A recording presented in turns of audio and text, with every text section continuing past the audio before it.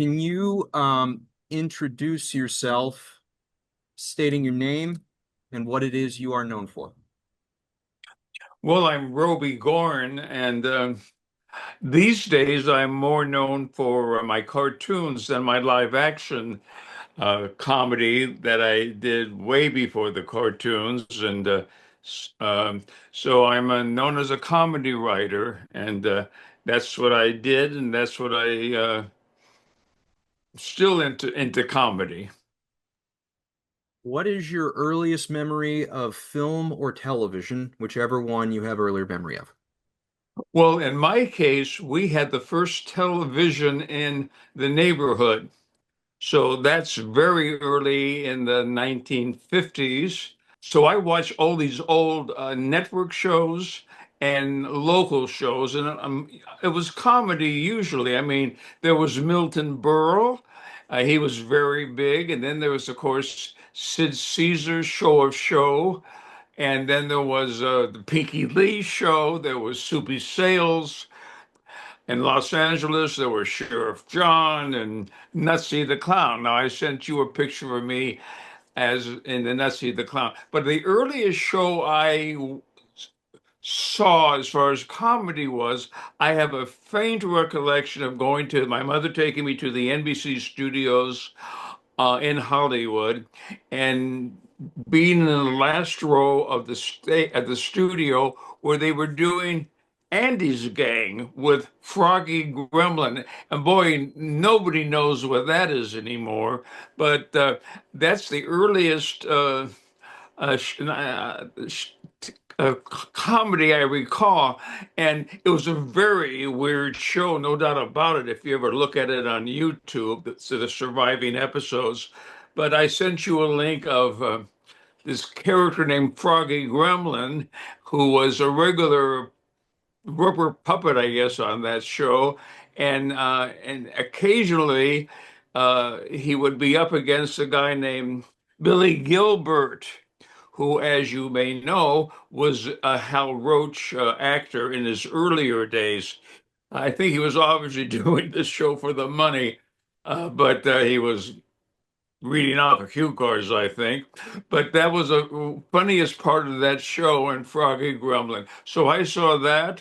Then there was Pinky Lee, who was a network comedian. His father lived behind our house, and the rumor was that he had a garage full of toys that Pinky would give away. So we're always trying to be nice to Mr. Lee in the hopes that we get toys. Those are the things that are important to kids. So there's that. Later on, in regards to the Milton Berle show and Sid Caesar, I met Milton Berle years later, and I told him I used to watch him, from his early shows. And in the case of Sid Caesar, who was on later at night, I wasn't allowed to be up that late for some reason. So I used to go downstairs and sneak between the crack of the door and watch Sid Caesar's show. And I told Sid about that too, that I saw you through a crack in the hinge of the door because my parents, I think they finally caught me and let me watch the show. Um, so, and so those are my early days of watching TV. It was always TV. It was never film that I was interested in. It was TV, and I did do some films, as you know, but it was TV. My dream was to be at NBC, and wouldn't you know it, I finally did start my career at NBC uh, on Laugh-In. And then there were other things that happened. So there was Pinky Lee, then there was Soupy Sales. But I was a teenager at that point, and Soupy was doing a show out of Detroit called the Jello lunch with Soupy Sales, and Jello was the sponsor. And much as I rolled on the floor with Laurel and Hardy in laughter as a much younger child, I was rolling on the floor with laughter with Soupy Sales. For some reason, he really appealed to me. And when he moved out to Los Angeles to do his Los Angeles version of the Soupy Sales, me and two of my friends, Ellen Bank and Ed Lissitz, and later a friend of mine who's still a friend of mine, Myrna Rappaport, were presidents of the Soupy Sales fan club. And I got to tell you something. Ellen's mother basically hated me. She did not like me. She thought I was a bad influence. And the worst of all, I went into their house and I broke a bunch of crystals or something. But worst of all was when I introduced Soupy Sales to Ellen. Ellen's mother, she hated Soupy Sales until she saw the money coming in the envelopes from the fan club. They were, I guess, $1 to be a member. Mhm. And when she saw the money coming in, she changed her mind about Soupy and me because she really was unhappy that I brought that stupid comedian into their house until the money came in. She was a businesswoman. So that's Soupy, Soupy, Soupy. And so it always was comedy. And I'll just say one more thing about my early days.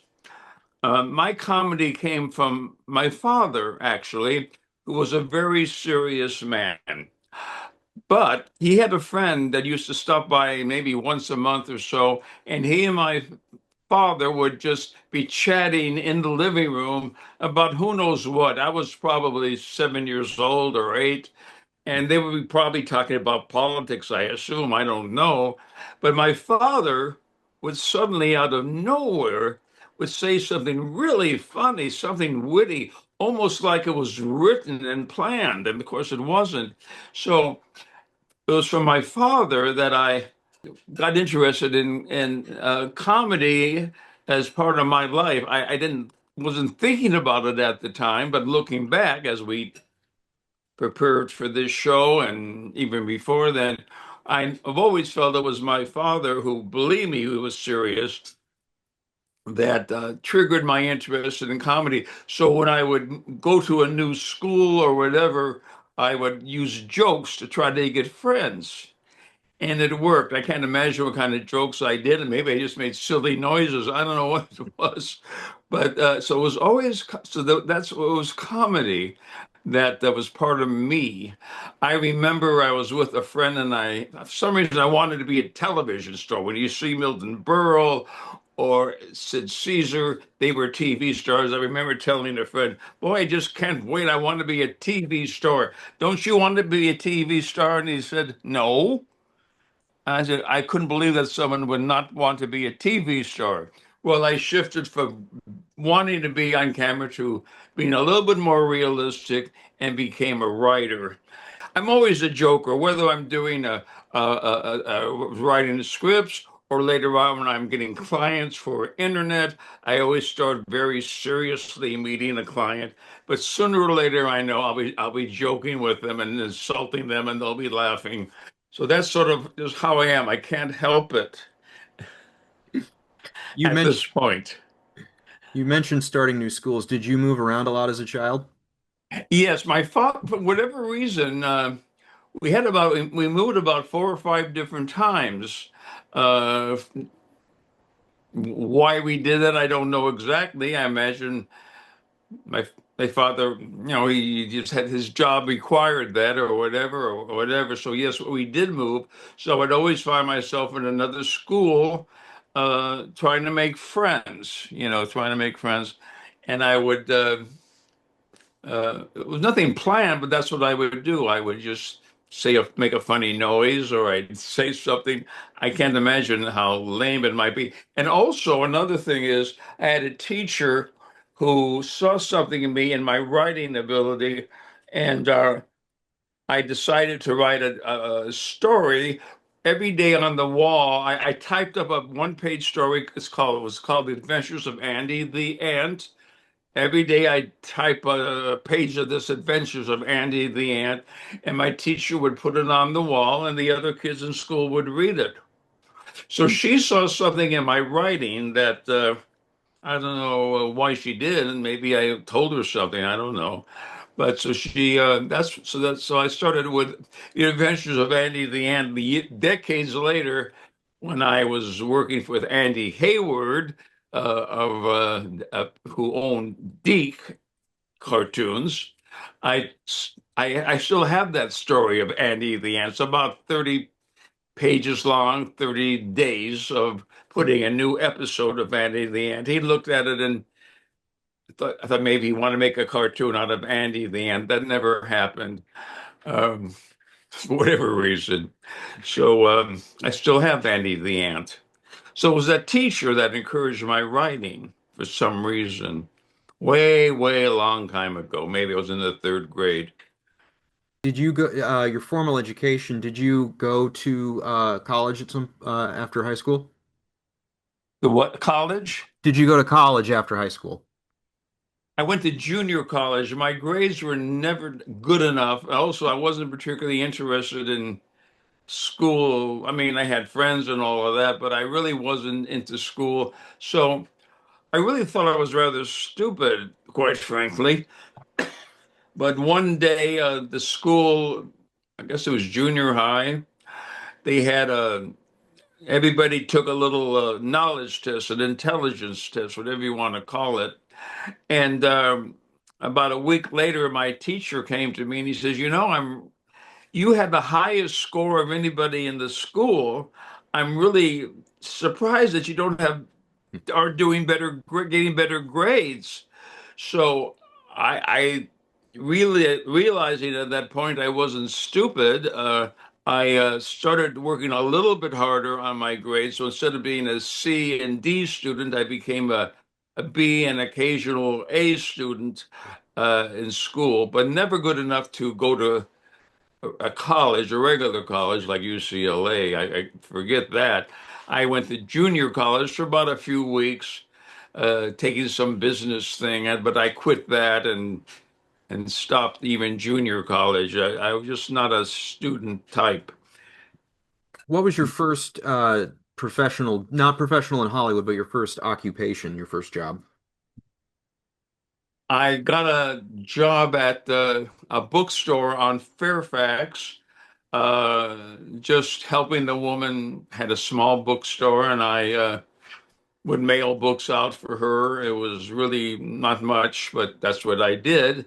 And then I, at some point across the street of this bookstore, right across from CBS, in fact, was a place called the Bargain Fair. It still exists, but not there anymore, and it sells totally different bargains than it was back in those days. So I worked at the Bargain Fair, and then to my grandmother's delight, I got a job because she was pushing me to get a job at the civil service job. She kept pushing me, get a civil service job. So I got a civil service job at the Los Angeles Courthouse downtown as a clerk in the marriage counseling department, which was a department of, which was the divorce, part of the divorce court. And they would order couples to go to the marriage counselor at in the same building that was there. It was called the Conciliation Court, and they would make them go to at least one session to try to save the marriage. If they had children in the family, as they would, the judge would try to save the marriage for the children's sake. So that's where I was working Mhm. when I turned on the TV one night and saw Laughing. But before then, I was trying to write sitcoms. I took a course at Hollywood High School, but from a woman that was teaching how to write television. She wrote westerns or something, but I wrote the spec scripts for The Munsters, Green Acres, and I think even My Mother the Car, shows that I liked. But they didn't get me anywhere. Although I must say, if you ever heard of Green Acres, that was a very clever show, very funny. And they actually liked my script, the producers, and I met with them, and they said, "Look, we're CBS is having us do a pilot, and if the pilot sells, we're going to need writers for additional writers for Green Acres." And he says, you could be one of them. I was about 18 years old at that point. I was just still a kid. So I had talent I didn't realize I had, obviously. I mean, I know I one woman who I've known for many, many years who eyes perked up when my script was read in class. She was saying, "Oh, the other people that were writing were just writing this dreadful stuff." But she heard I guess I read it. I guess I read it out loud. She really was impressed with that Munster script that I wrote at Hollywood High School night school, and so I had a talent for it. I have that script somewhere. I got to reread it to see how funny it was. I just had that talent with TV. Who would have thought? Mhm. But I did want to be a writer, and I just wasn't getting anywhere. I would send it in to William Morris, all these different studio agencies, and they wouldn't do anything with it until I got on Laugh-In. Then William Morris became my agent, as it turned out. They represented the show too. How did you get on Laughing? Is that next step or is there? So I wasn't getting anywhere with sitcoms, which is what I really wanted to do, until Laugh-In got on the air, and I was watching television, and it's hard to imagine now if you look at the old Laugh-In shows. So what was the big deal? Well, it was a big deal. There was never a show like Laugh-In before Laugh-In. Part of it was technical. Shows in those days were taped on 2-inch videotape, and you could not just edit it like you could on your cell phone these days. They had to physically cut the tape. Well, they didn't. They didn't physically. They just did a whole show. They did a variety show in most cases, where it was a whole hour and there was no editing. There was a one big long show, or maybe they would edit it a little bit afterwards. You would roll one video tape reel and then dub it onto another reel. They couldn't even do a dissolve in those days. I remember at CBS when I was doing Stan? Tony Orlando and Yeah. Don and all that, they finally got a machine that could do squares that you could wrap around and twists and all that. And you had to book it specially, and it cost a lot of money if you were going to use it. If wanted to use it, had to pay extra just to do that. And of course, now you can do everything on your iPhone, Mhm. so, and even better video quality. So I turn on TV and I see this show called Laugh-In, and it was shockingly funny. Uh, on the show, for example, they were opposite CBS, Lucy, and they would say hi, Lucy, or whatever. They were talking to the competition. A show called Adam 12, a police show, was also I think the second half after Lucy, and they would say something about Adam's 12. It was crazy. You just didn't do that in those days, but they did it on Laugh-In, and it was just a funny, funny, funny, funny show that I said, my God, I know I want to do situation comedies, but I'd really like to get on Laugh-In. I'll try to simplify the story. There was a magazine. I tried to get on Laugh-In, wasn't getting anywhere. But there was a magazine called Laugh-In Magazine, and I figured, well, maybe if I can sell some jokes to Laugh-In Magazine, that could lead to me being on the show. It was like a roundabout way of doing it. And Laugh-In Magazine was the editor of that was a very funny writer named George Atkins. He goes back to his earliest was writing cartoons, Rocky and Bullwinkle, Fractured Flickers. Uh, George the Jungle was named after George Atkins.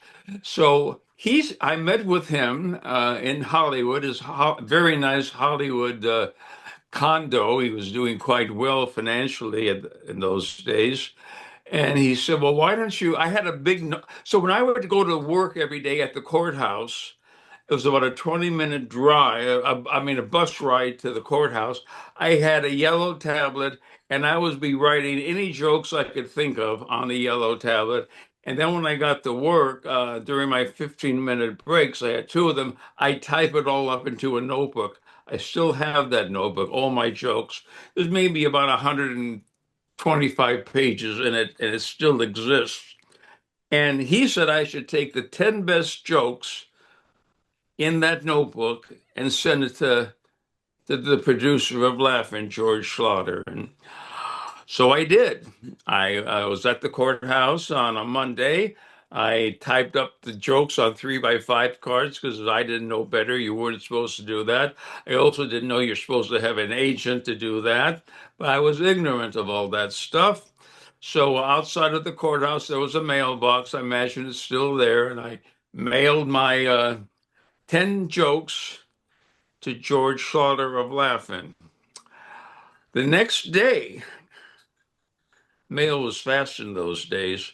I'm sitting in the courthouse in the marriage counseling division. The clerks are on one side of a wall of a counter, and on the other side are all these marriages falling apart. And I pick up the phone and I say, "Hello, Conciliation Court. May I help you?" And it was George, and the other end says, "This is George Schlatter." And I put him on hold and ran to another room to take it on an extension phone. He thought this was, later on, I learned all this. He thought it was hysterical that I would put the biggest, because he was the biggest comedy producer, on hold for any reason. He didn't know why I did it because he didn't know about a bunch of failed marriages on the other side that I couldn't be, joking about, laughing. Mhm. So I pick up the phone and he asked me, "Oh, who are you? What are you? Who wrote this stuff? Do you have a funny sister?" I said, "No, she's not funny at all." And so he says, "Well, I'd like to meet you. Can you come by tomorrow?" And I knew all the bus schedules and I knew exactly where George's office was. And I said, "Well, the 81 bus, if I catch it at so and so, I could be at your place about 1:30." I gave us time. And again, he told me later on, he thought I was putting him on. I mean, a bus schedule, he really thought there was more to me than there was, but I was just totally ignorant of all these things. I was just a kid, 19 years old, trying to get on TV. And very naive, I guess that's the best word. And my naivety, that's what got me hired, I guess, because the next day I went down to his office. I met with him and Dan Rowan, who was one of the two co-stars. It was Rowan and Martin's Laughing.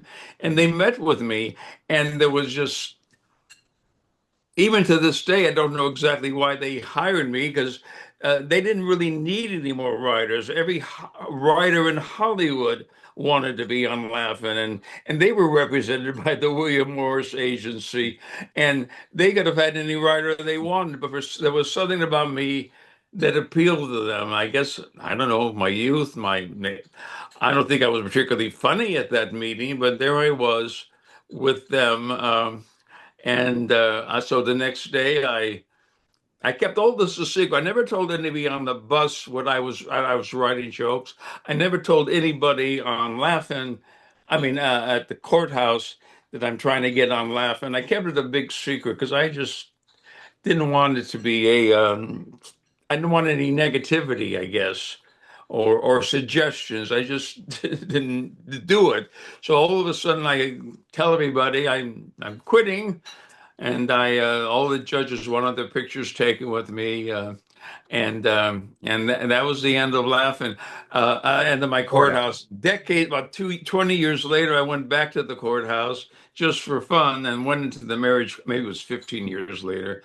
And they said, "Oh, you're the guy that got on Laughing." So that my story, it continued beyond. I gave people, I guess, other people hope decades later that this guy worked in the courthouse, the marriage counseling department, and became the writer on Laughing, which was really a very famous show.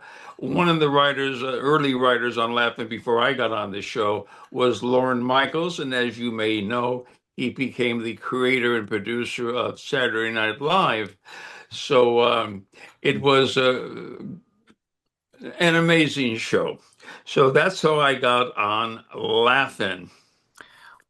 Do you remember any of those 10 jokes or the I style of any of wish those I 10 jokes? did. I've looked through that notebook so many times, hoping that I would have checked them off. And these are two that may have been. I know they got on the show. Whether they were the 10 jokes, I don't know. One of them was, and again, I was so thrilled when the Laughing used to have these little uh, jokes that would go across the bottom of the screen was Lenin's grave is a communist plot, and another one was Curb Lassie. But those were, I don't think, were the 10 jokes. My 10 jokes were longer, but those jokes did get on the if you watch the show, you'll all the episodes, you'll see going across the bottom of the screen Mhm. those two jokes. But I don't know which ones they were, and I really don't have a clue looking back because I didn't mark them down. But I picked the right jokes, certainly, because I'm sure a lot of them are lousy, but I picked 10. And I mean, I could go forever just about that whole story. He was in a George was in a, so what happened was my his secretary, as I said, all the comedy writers in Hollywood, pro and amateurs and people that wanted to start off with sending jokes, envelopes to laugh and trying to get on the show. Well, they got so many of them, the secretaries there, they would just get these envelopes and just stick them in the bottom of the drawer and never show it to George because Mhm. he wasn't interested in it or for whatever reason.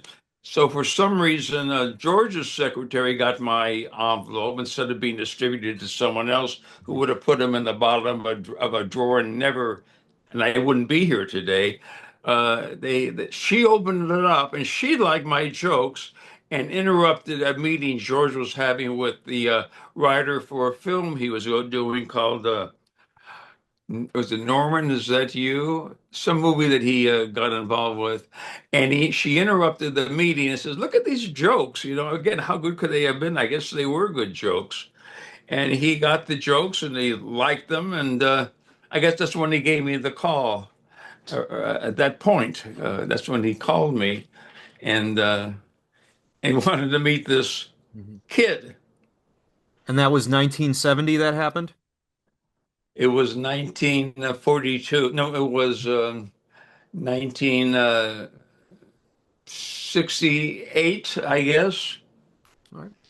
Do you remember your first day on staff? Do you remember the first day of work on Laugh-In that you had? Well, I arrived at the main offices on Laugh-In, and one of the assistants was a guy named what was his name? God, he walked me over to I guess I don't know. He walked me somewhere, and I was with. Then I met the other writers, and they were receptive to having a new writer. Of course, they were curious, but I don't know whether the writers worked at an apartment building a few blocks away from the main offices. Oh, it was Joseph Natalie. So it was Joseph Natalie who I met, and he was sort of in charge of stuff in the office and very picky guy who he wanted to be friends with, but he seemed to like me or felt sorry for me. So he's the one that took me to um, where the other writers were. It had to be, I guess, at the office about 2 blocks away from um, from the Laugh-In offices, which were across the street from Warner Brothers in Burbank. And oh no, I started writing in the main office. They have had a room where they had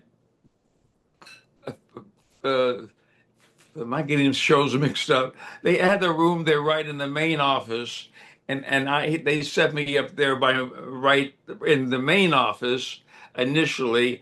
And in the main office were the two story editors, David Panich and Mark London, and of course George Schlatter, Mhm. Alan Manning, who became a big producer of sitcoms as the years went on.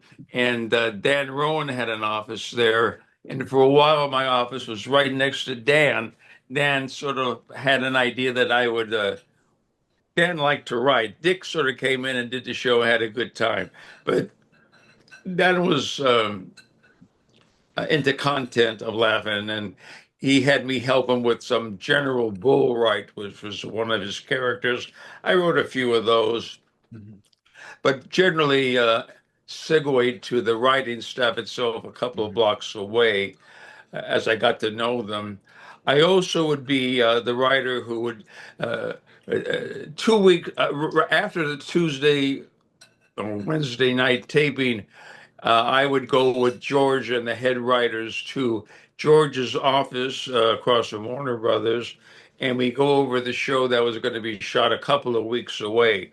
So I was part of that. It would be very late at night because the show itself taped that night. Usually they did the joke while last to the very end of the evening. So then we go to George's office, half awake, and George would have the notebook, which the story editors and Alan Manning, the head writer, would give him and say, "This is 2 weeks away. Take a look at it." So he'd go page by page. This is okay, or he'd throw it out. If he thought something wasn't very funny, but he would say very interesting, which means it sounded like a joke, but it wasn't a joke. And he'd just tear it out and throw it away. So we'd rearrange the show in the notebook and a chart on the wall. And I'd be there watching all this. It was quite an initiation from, being someone who was working in the courthouse to being in George's office and being a big part of the show, not just as a writer, but being behind the scenes at these late night meetings.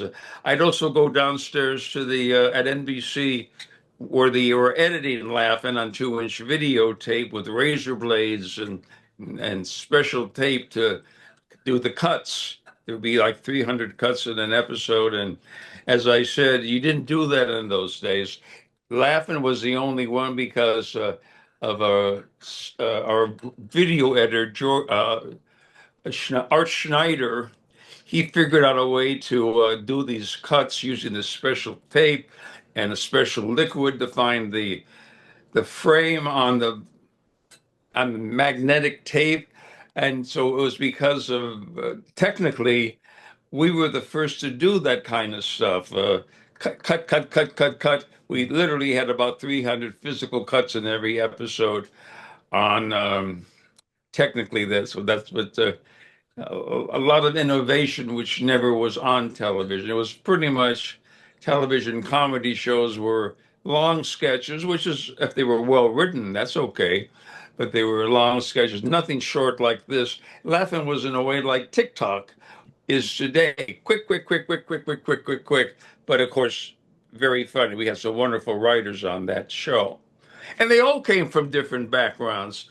Gene Parrott, who was one of my writing partners at Laugh-In for a season, he was an engineer at the General Electric light bulb company. And just like me, who would write little sketches for someone doing having a birthday, Gene would be writing little sketches over at the light bulb place, and he ended up writing for Phyllis Diller. She gave him his first start, and then he was the head writer. He worked his way up to head writer for Bob Hope, and then there was Bill Richmond. He was he was a drummer for Jerry Lewis when he was doing his show, I guess, in Las Vegas or whatever. And they would exchange very casually. They would do insult humor or whatever it was between him and Jerry Lewis. So he became a writer from a drummer.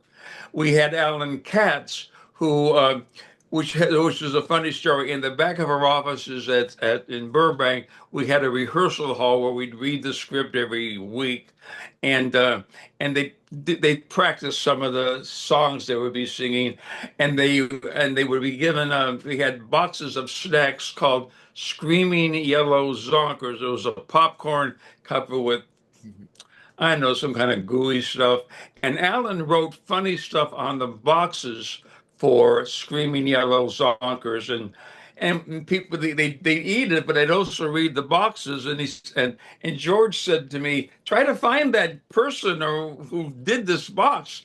Maybe he can be on Laughing." And in those days there was no internet, and I had to track down the advertising agency, and they told me it was this guy named Alan Katz, and we flew him here to Los Angeles, and Alan has had a great career on Laugh-In and shows after Laugh-In, and I know Alan to this day. But we all had different backgrounds as we became a writer. In my case, it was a clerk of the marriage counseling department. So, what was I trying to say? We're So did I answer your question? yeah, we were talking about your first day at Laugh-In. Yeah. So What they were all, one guy was a teacher and he became a writer. Gene Farmer, I don't know how he became a writer. He was rather serious. I think he wrote political stuff. That was his specialty. what was your specialty on the show, if you said you had one?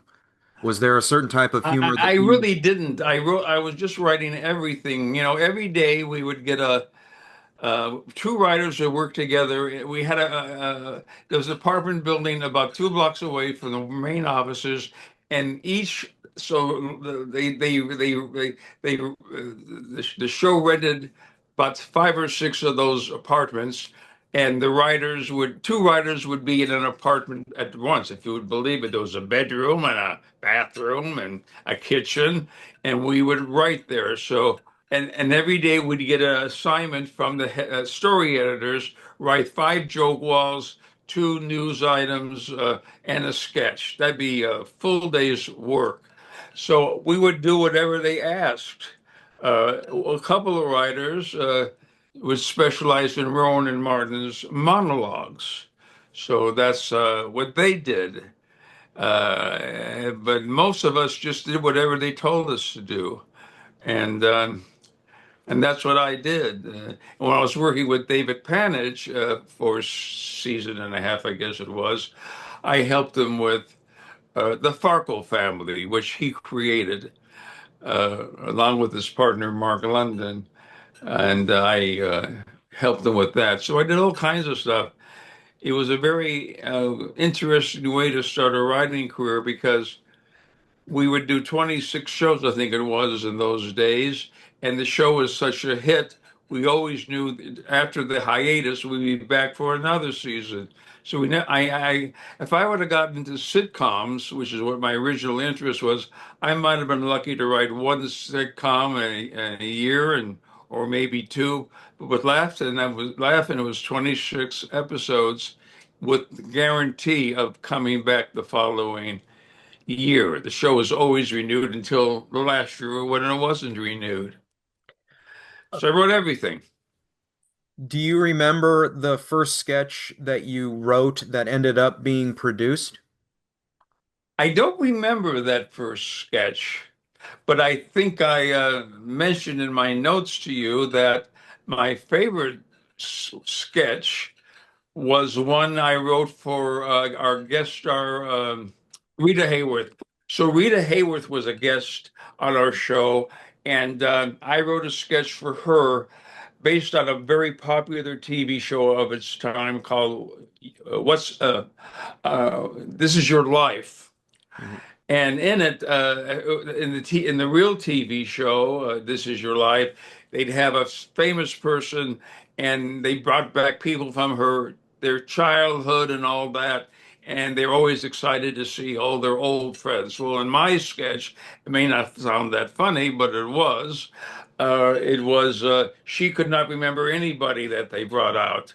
She had, now I can't imagine how funny that was, but it was funny enough where we gave it to the Rita Hayworth, who they wouldn't just throw it out to anybody. So she was our guest, but she was having trouble doing the sketch, and we really couldn't understand why at the time.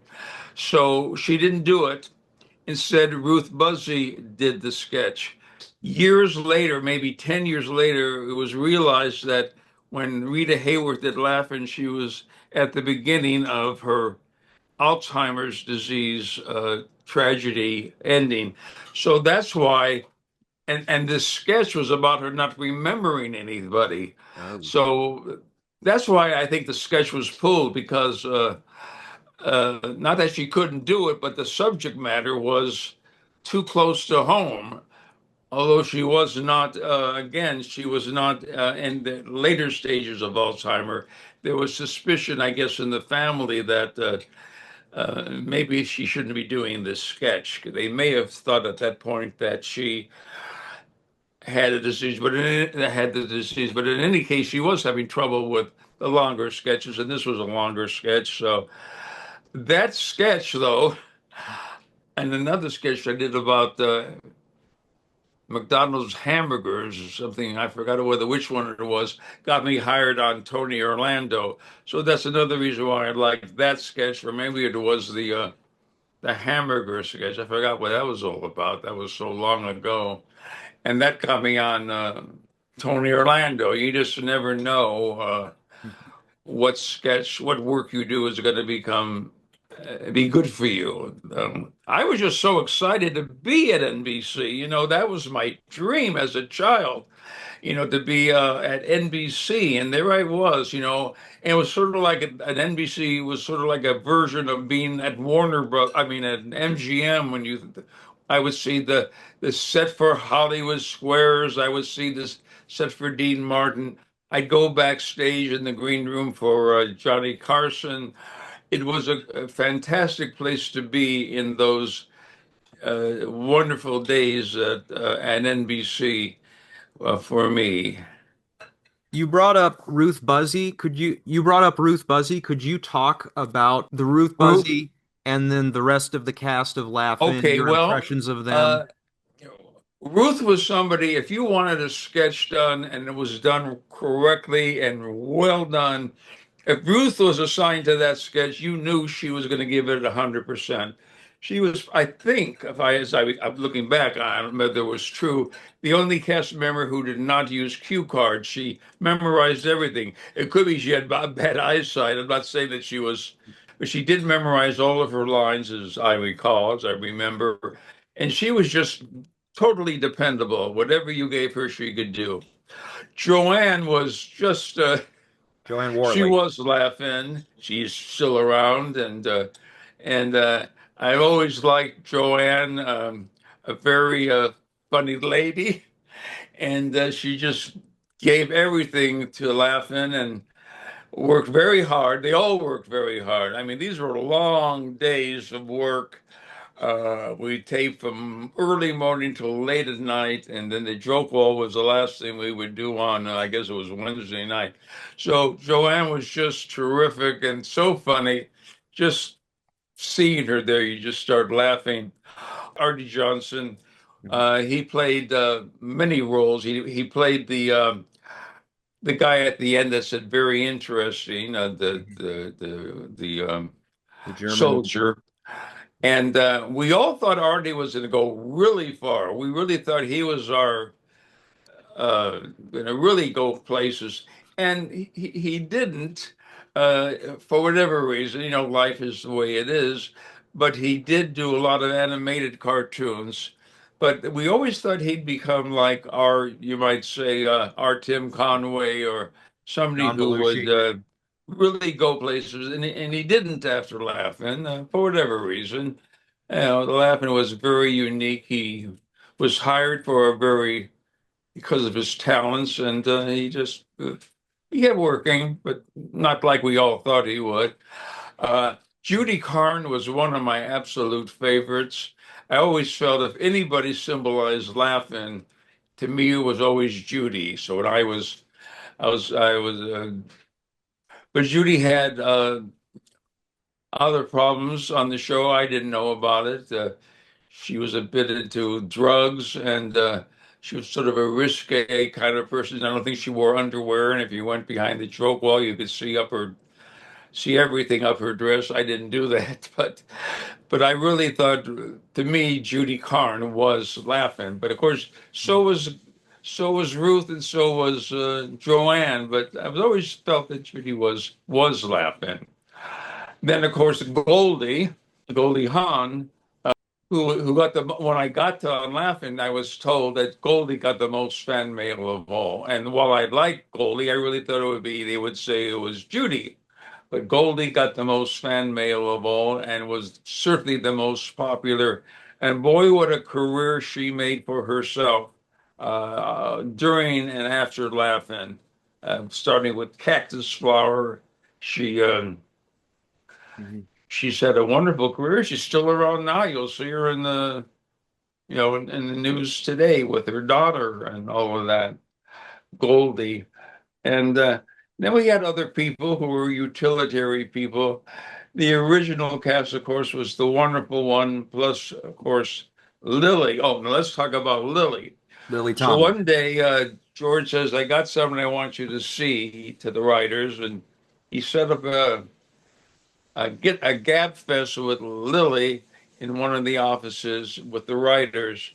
And quite frankly, we didn't know what to do with her because she was so unique. She wasn't that she wasn't any good. She was too wonderful.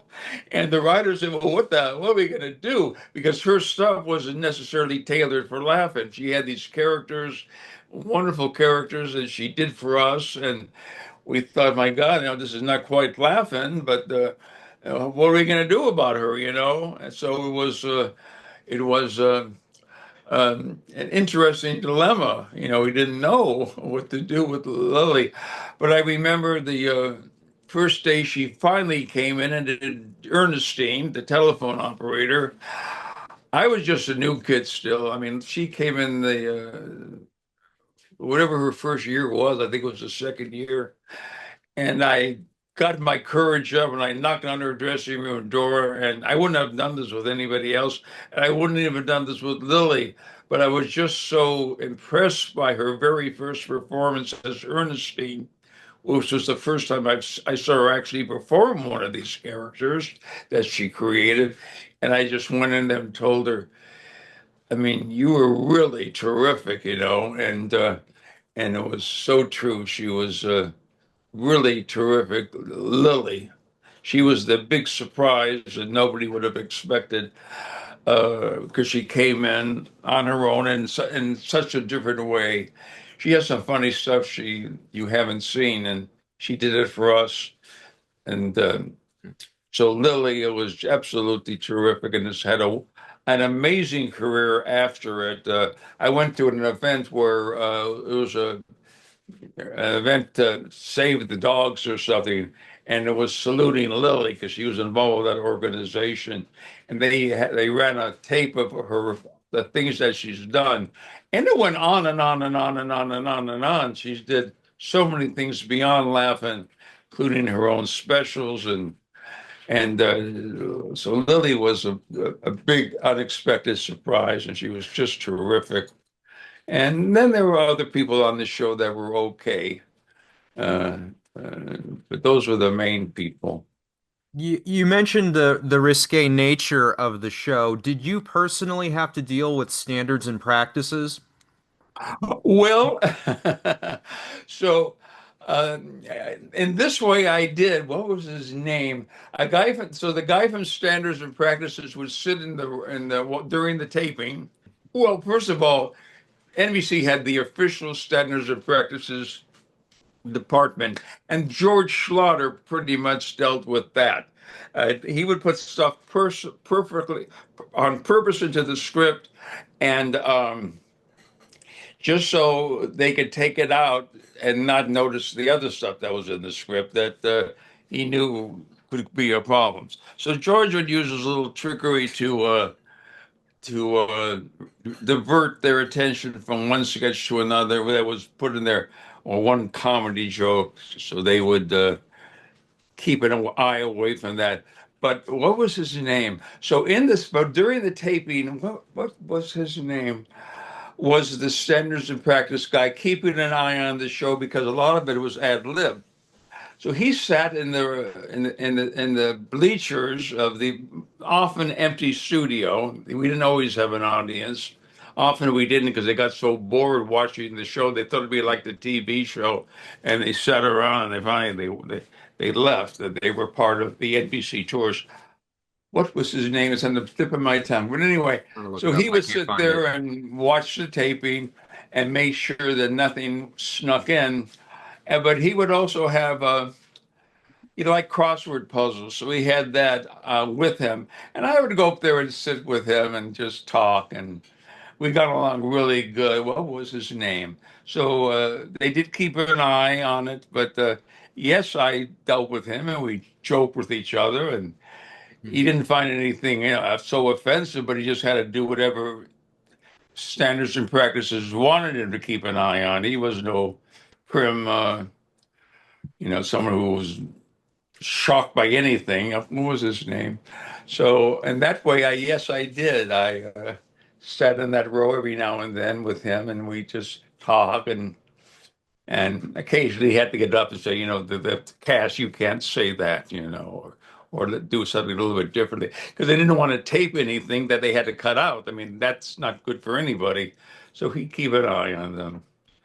So in that way, and as far as it wasn't so much standards and practices when Paul Keyes took over the show and switched from anti-Nixon jokes to kind of pro-Nixon jokes. He uh, he frowned on anti-Nixon jokes because he was a good friend of Nixon, and so in that way, it was our own censor, Paul Keyes, that says, if you're going to give an anti-Nixon joke, you got to do a pro-Nixon joke. It was very arbitrary, but I liked Paul, even though he was very conservative. But we got along fine. He was very nice to me. He let me listen in on Nixon's phone calls. Nixon would call the studio, and there'll be a big announcement by the stage manager. Paul, it's the White House, and everybody would hush, and he'd go off stage and talk to Nixon about something, probably some jokes Nixon needed. And then when I was in Paul's office near NBC, uh, he would let me listen in on his phone calls with Nixon as long as I kept my mouth shut, and I would hear whatever it was. It was nothing shocking or anything, but it was sort of a treat he gave me. He liked me. I was still a kid, and so I got along with Paul, even though he was politically my opposite.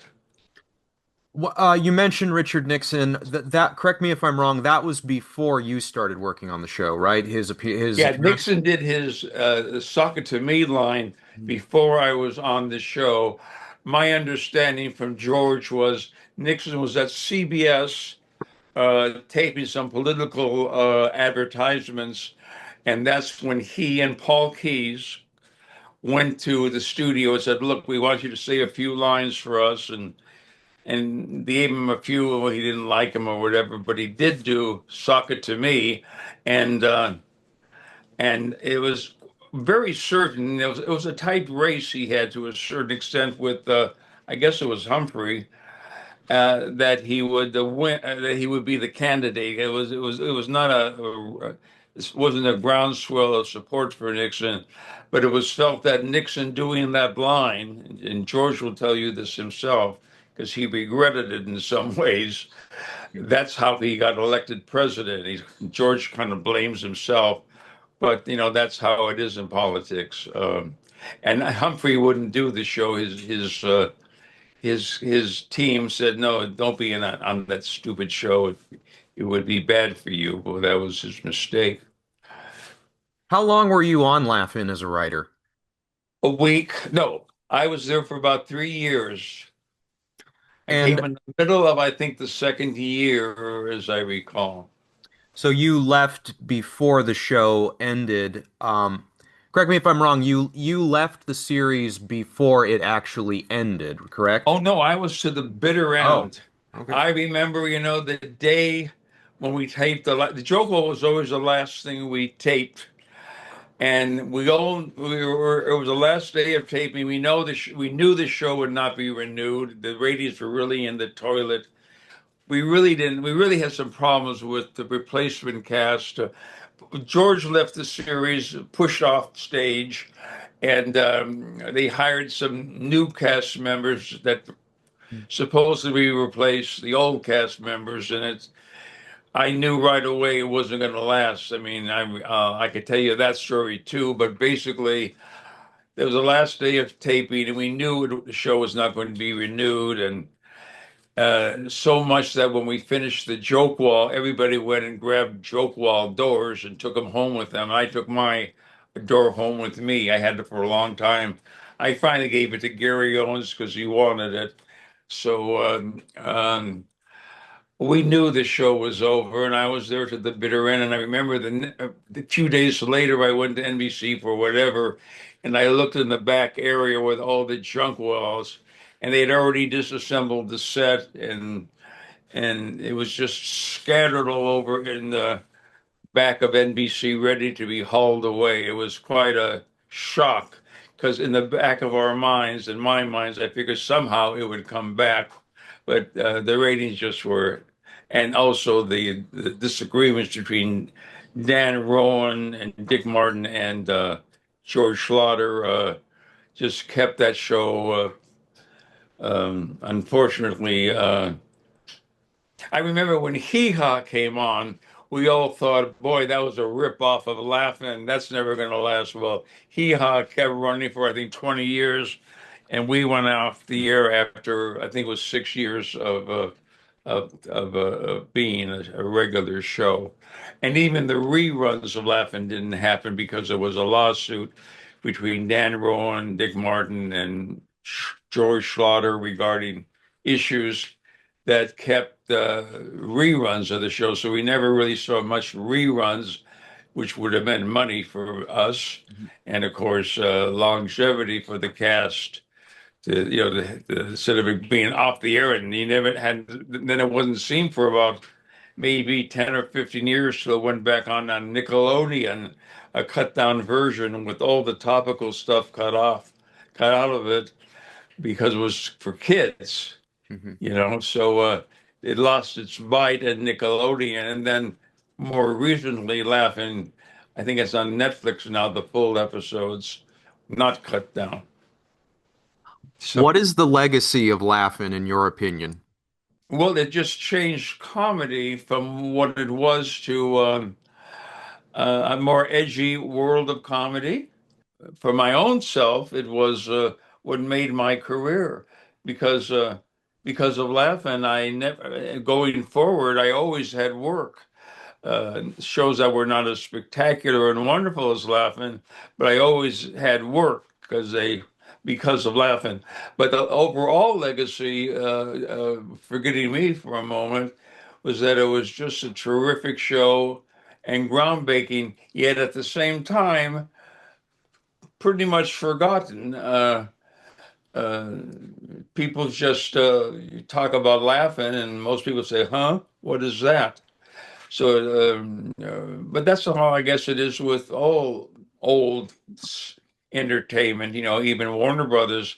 I imagine you mentioned Judy Garland to someone and say, "Who's she?" So the legacy of Laughing was that it was a terrific show and led to so much more and so many and careers that wouldn't have happened if it wasn't for Laughing, as writers like me and writers who became producers. And that way, if I've explained anything at all, that's the legacy of Laughing. Now, was Tony Orlando and Dawn the next show you did after, or was there a different program you did after? Yes, it was. How did you get that So, job? well, I mean, my agent got the call, uh, and I remember I was kind of happy because I liked that song, believe it or not, "Tie a Yellow Ribbon Around the Old Oak Tree." I was Hmm. singing it on the way to the interview, and it was because of my either my Rita Hayworth sketch or this hamburger sketch that I wrote. I forgot which one it was. That's why they hired me. So it was Laughing is why they hired me because of the sketches. They could see they knew comedy, the producers of Tony Orlando, and they knew that this was a guy that knew how to do it, and I knew how to do it just instinctively, and so they hired me, trying to give Tony Orlando, who himself had said to the writing staff, "Look, I know I'm not funny, but I'll do the best I can. Just give me anything you can, and uh, and I'll do my best to be a good comedian." He knew he wasn't a comedian, but he asked the writers to have patience with him during our first meeting at CBS. How did working on Tony Orlando and Dawn, this is your first job after Laugh-In, what were the noticeable differences, if any, between the writing staff at that program versus what you had been with at Laugh-In? Well, first of all, Tony Orlando, as nice as he was, just wasn't a comedian. He, no matter what he did, he just wasn't. He was a singer. And these two, Dawn, the two women that worked with him, I thought they were okay, but certainly they were not, anything to compare to the cast of Laugh-In. So we were working with a on-camera team that really there was no comparison. So it wasn't like I get something that Ruth would do or Lily would do, and I knew it would be better than whoever I wrote, they would make it better. These people did whatever they could do, but it wasn't the same as Laugh-In. So the good thing about Tony Orlando was the head writers were Al Goldman and Al Goodman, who were writers for in their early days of Jack Benny. So I would just questioned them all about Jack Benny, working for Jack Benny, and they said the radio show was much funnier than the TV show because you could there was such imagination in the radio show that you had a show on the TV show, and they were right. The radio show, if you listen to old Jack Benny radio shows, they were really funny, and the on-camera ones were good too, but nothing compared to the old Jack Benny shows. So that was a good thing. We had the two Jack Benny writers, and we also had another old team. They wrote for people like Edgar Bergen, other old shows, and so they had also a good background in dealing with live audiences, not necessarily your laugh tracks. Jack Benny did not have a laugh track until later on in the later shows. So they knew how to write, and so we had some really good writers supervising us. So that was the other good thing about Tony Orlando. Uh, but it wasn't the same as writing Laugh-In at all. One thing that did happen when I was writing Tony Orlando was um, CBS had a promo department where they would put together uh, previews of next week's of shows that they would show between commercials, and uh, and so I would meet with the promo department at CBS and tell them, what we're doing on Tony Orlando, and they would take snippets of the show of what's going to be, and they promoted during the commercial breaks for regular CBS shows. And that's where I met uh, Neil Israel, who ended up producing Tunnelvision, which is part of my story, which we can talk about later on. So that was the other interesting thing about Tony, was meeting Neil and how I got involved with promo, which led to Tunnelvision and Cracking Up. So while this is just like a little detour from, so I would come in every night and do promos for Match Game and All in the Family and specials. I really liked doing that. I found it very interesting to be working with videotape editors at 2 in the morning at CBS and doing these promos. They were very talented. They weren't just technicians. Also at CBS, they were still editing film too for promos, not just videotape. So Neil had a whole videotape crew, which he used in his first film, Tunnelvision. Tunnelvision was an idea he had for a film, and we told him he told me he wanted to do a film that was he wanted to do a stage play where they'd have clips of comedy on the stage with on television monitors. So we were looking for talent. We went to a place called the Ash Grove, which is now the Improv on Melrose, and it was the box office. And I guess he was also the manager. Was a guy named Joe Roth. And so we met with Joe and we worked out some arrangement where he would help us get performers for the film. And television became not a stage show, on stage production. It became a film. Half of it was shot on tape, and the rest of it was shot on film. And Joe and Neil started a team together, and which led to Joe Roth eventually becoming president of, I think that was his title, of 20th Century Fox, and a similar title, again, I think it was president of Disney Productions. So Joe went from a box office ticket taker and I guess a manager to, because of tunnel vision, to become a hugely successful uh, person to run a studio, and a really nice guy, just a terrific person. So there was my little tunnel vision and cracking up career that, although I was only interested in television, I ended up doing some films. So that was tunnel vision, and it was quite an experience. And so was cracking up, and so there's that. But I pretty much went back to TV. I was just a TV kind of a guy. Now, a couple of other variety shows I wanted to talk about before we get that, when did you start writing for Hollywood Squares? Do Well, I don't know the year, but you remember what the interim was? Like what shows it was between? what Like what shows was it between in your career? Do you remember like I don't know what I did before Hollywood Squares. I guess I got a phone call from my agent, and he said they're looking for writers for Hollywood Squares.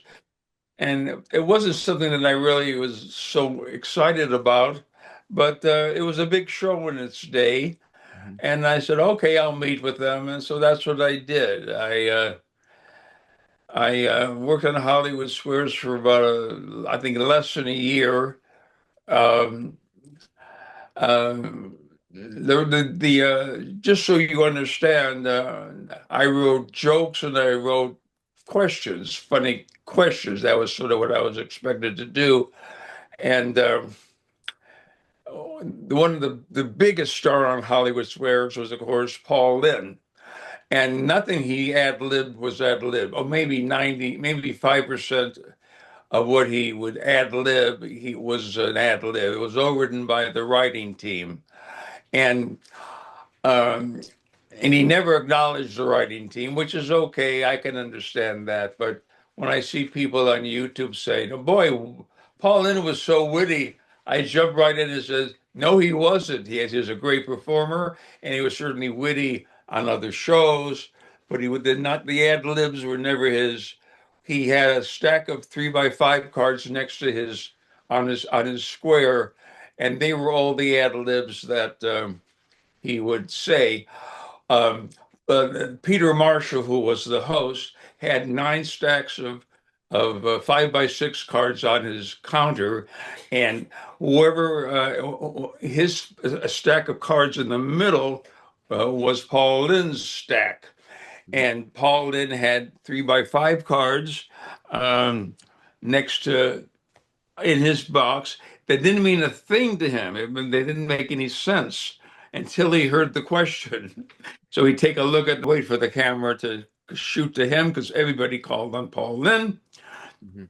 And all of a sudden he realized the connection between the question and the answer. So he would laugh a lot because his answer, so-called ad-lib, finally made sense, you know. So he liked that part, but he did not ad-lib. But and these people were all the guest stars. The part that I didn't care for was the people who were in the squares often were hired just maybe the day before, and because they were available. They had a casting person, and she would see who's in town, and you know if so and so was in town, she'd say, "You want to be on Hollywood Squares and make 1,000 or two a day." I forgot what they got paid, and so we had to write stuff at the last minute, and I didn't really like it much.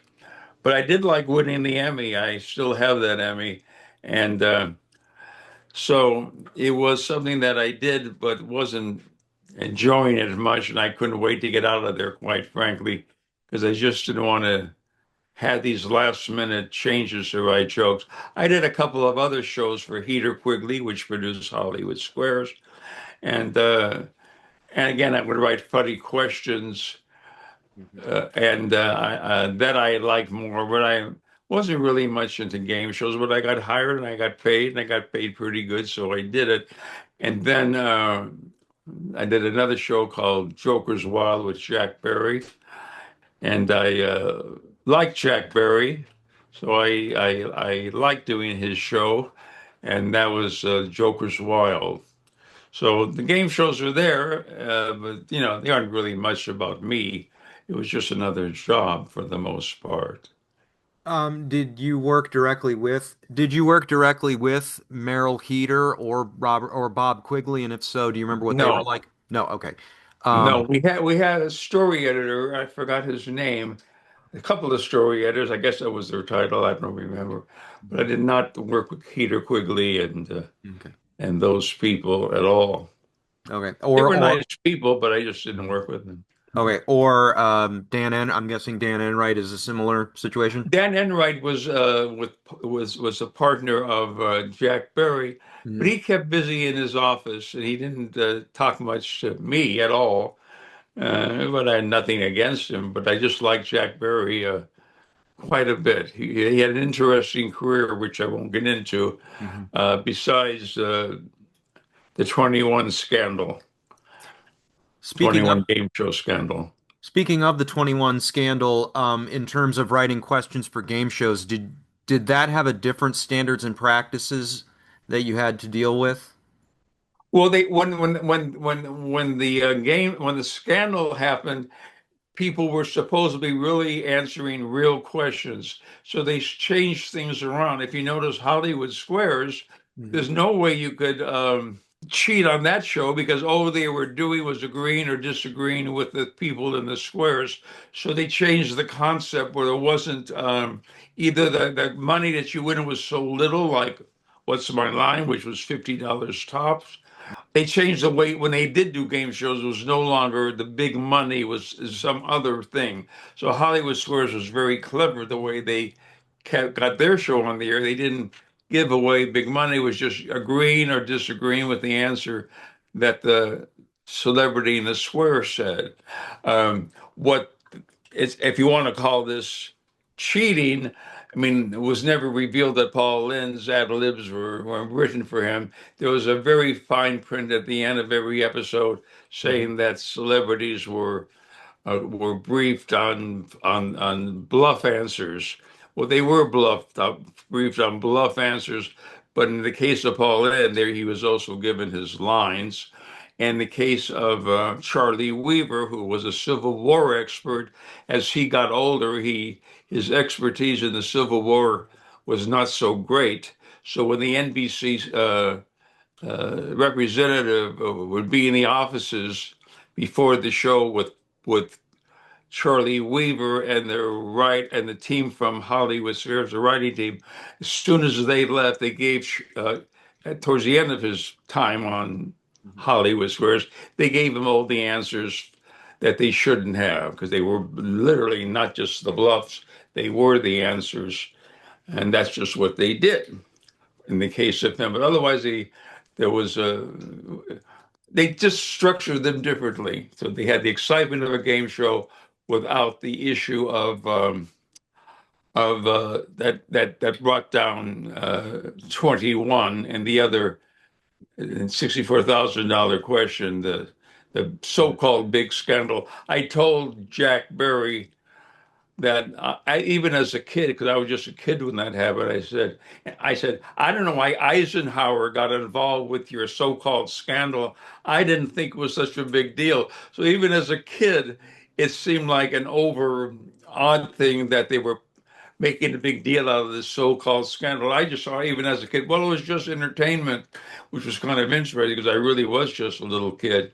And I told that to Jack Berry, and And I think he appreciated that. Just a little kid would never realize what a nonsense the whole quiz show scandal was way back. What took him off the air, he couldn't do anything for a long time till he brought back Joker's Wild, which again, if you look at it, it wasn't a big money show, and it was done in a way I forgot the exact structure of it. It did not require sneaky answers to the contestants. It was just opinions, or they found a way around it. Um, Talk about one more variety show. Well, actually, one more variety show for right now. Which was the stuff you did for Sid and Marty Kroft, the Bay City Rollers show, and the Sid and Marty Yes. Kroft Hour. Can you talk a little bit about that Well, experience? I work with Mark Evanier, Lauren Froman, and me. We wrote a lot of shows for Sid and Marty Kroft, and I got to tell you, they were really a lot of fun. There were certainly challenges, but they were a lot of fun. Sid was just he had these wonderfully crazy ideas that we would put into the show. Marty was the serious one of the brothers, but it was so much fun to do those shows. We had and for the case of Bay City we did a Rollers. few shows. We did a late prime time shows and Saturday morning shows. One was called the Bay City Rollers Superstar Hour. It didn't do well, so they cut it down to the Bay City Rollers half hour or whatever. And we had a thing called Horror Hotel with my God, who was the villain there? An over-the-top villain, Jay Robinson, Mhm. who was Dr. Shrinker. he was, and he also was caught up in a scandal of something or other where he couldn't work for a long time because of that. So he was brought back as a doctor or whatever that Dr. was. Shrinker. Yes, and he was just so over the top and so much fun to work for. He loved the camera, he loved the lighting. He would make sure he was always. We always knew that he would make sure he got the best profile on camera all the time.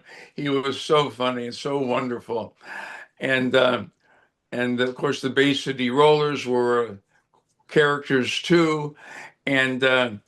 And of course, we did Pink Lady, which is another interesting show for the Sid and Marty Kroft. But it was so much fun to do these. Uh, Louise Duart played our young lady who was being chased by all these different monsters through. We had a bunch of trees on the studio stage that we taped it at KTLA, as I recall the show, even though it was on a network. But we had a studio filled with rocks and boulders and trees and all these creatures chasing after Louise Duart. It was just a lot of fun those shows, and I worked a lot for the Sid and Marty Kroft. I made a lot of money from them too, looking back. But it was a lot of fun doing those Sid and Marty Kroft, and Sid was just a blast. You Is a brought blast, still around. you brought up Pink Lady. I was Yeah. wondering if you could explain what the concept of that show was. So as I said, Mark Evanier, Lawrence Froman, and I did a lot of stuff for Sid and Marty Kroft. We did a Bobby Vinton show, which included Fabian, who was a big singer way years before that. But they come to us and they say they got these two singers that are hugely popular in Japan, me and Kay, and they were called Pink Lady Hmm. and they were enormously popular. And Fred Silverman, who was the hit maker in his days, I mean, he put, as I recall, Sonny and Cher on TV. He had tons of shows. Scooby Doo was a concept that he did, and he said Pink Lady was going to be a huge hit here. That's his next big project, and he gave the show to Sid and Marty Kroft to produce. And Mhm. Us four writers didn't know what to do. They couldn't speak English, you know. I Mhm. mean, and we didn't know what we were going to do with them. So, was it NBC, ABC? I don't remember anymore. They NBC. said, "Well, we're going to give you a budget. You'll do a 20-minute version, and let's see what happens." And we thought, "My God, this is never going to sell. Once we'll go do it for the money, but it's never going to sell." Well, we were startled that CBS, or it was ABC or NBC, I don't remember NBC. It anymore. was NBC. NBC said, we're buying it. So now we found ourselves stuck for a lot of money Mhm. to be writing Pink Lady. And it also featured a very talented comedian, Jeff Altman. And even more exciting to me was Sid Caesar had returned to comedy, and he was our regular guest star every single week. Mhm. So so talking about Sid Caesar, I Mhm. mean, if you're people who are watching this never heard of Sid Caesar, too bad for them. He was enormously talented, and I remember, and he had a writing staff with Woody Allen and other very Mhm. talented writers on his writing staff back in the days, 1950, when I used to watch him through the crack in the door. Uh, he asked, would we mind if he joined us in the writer's room?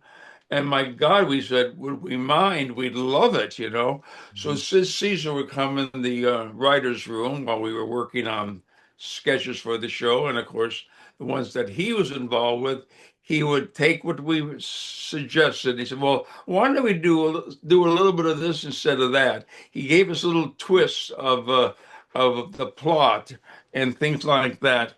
And we saw how his mind worked. We gave him something that was pretty good, but he took it beyond all that. So while Pink Lady has been named one of the worst television shows on television by some places, Mhm. it was a wonderful place to have the opportunity of working with Sid Caesar. And you know, we did what we could do. Um, we had guest stars. We were one of the things that was happening. It was like Russian roulette guest stars. A lot of guest stars just didn't want to do the show, but Fred Superman talked them into it.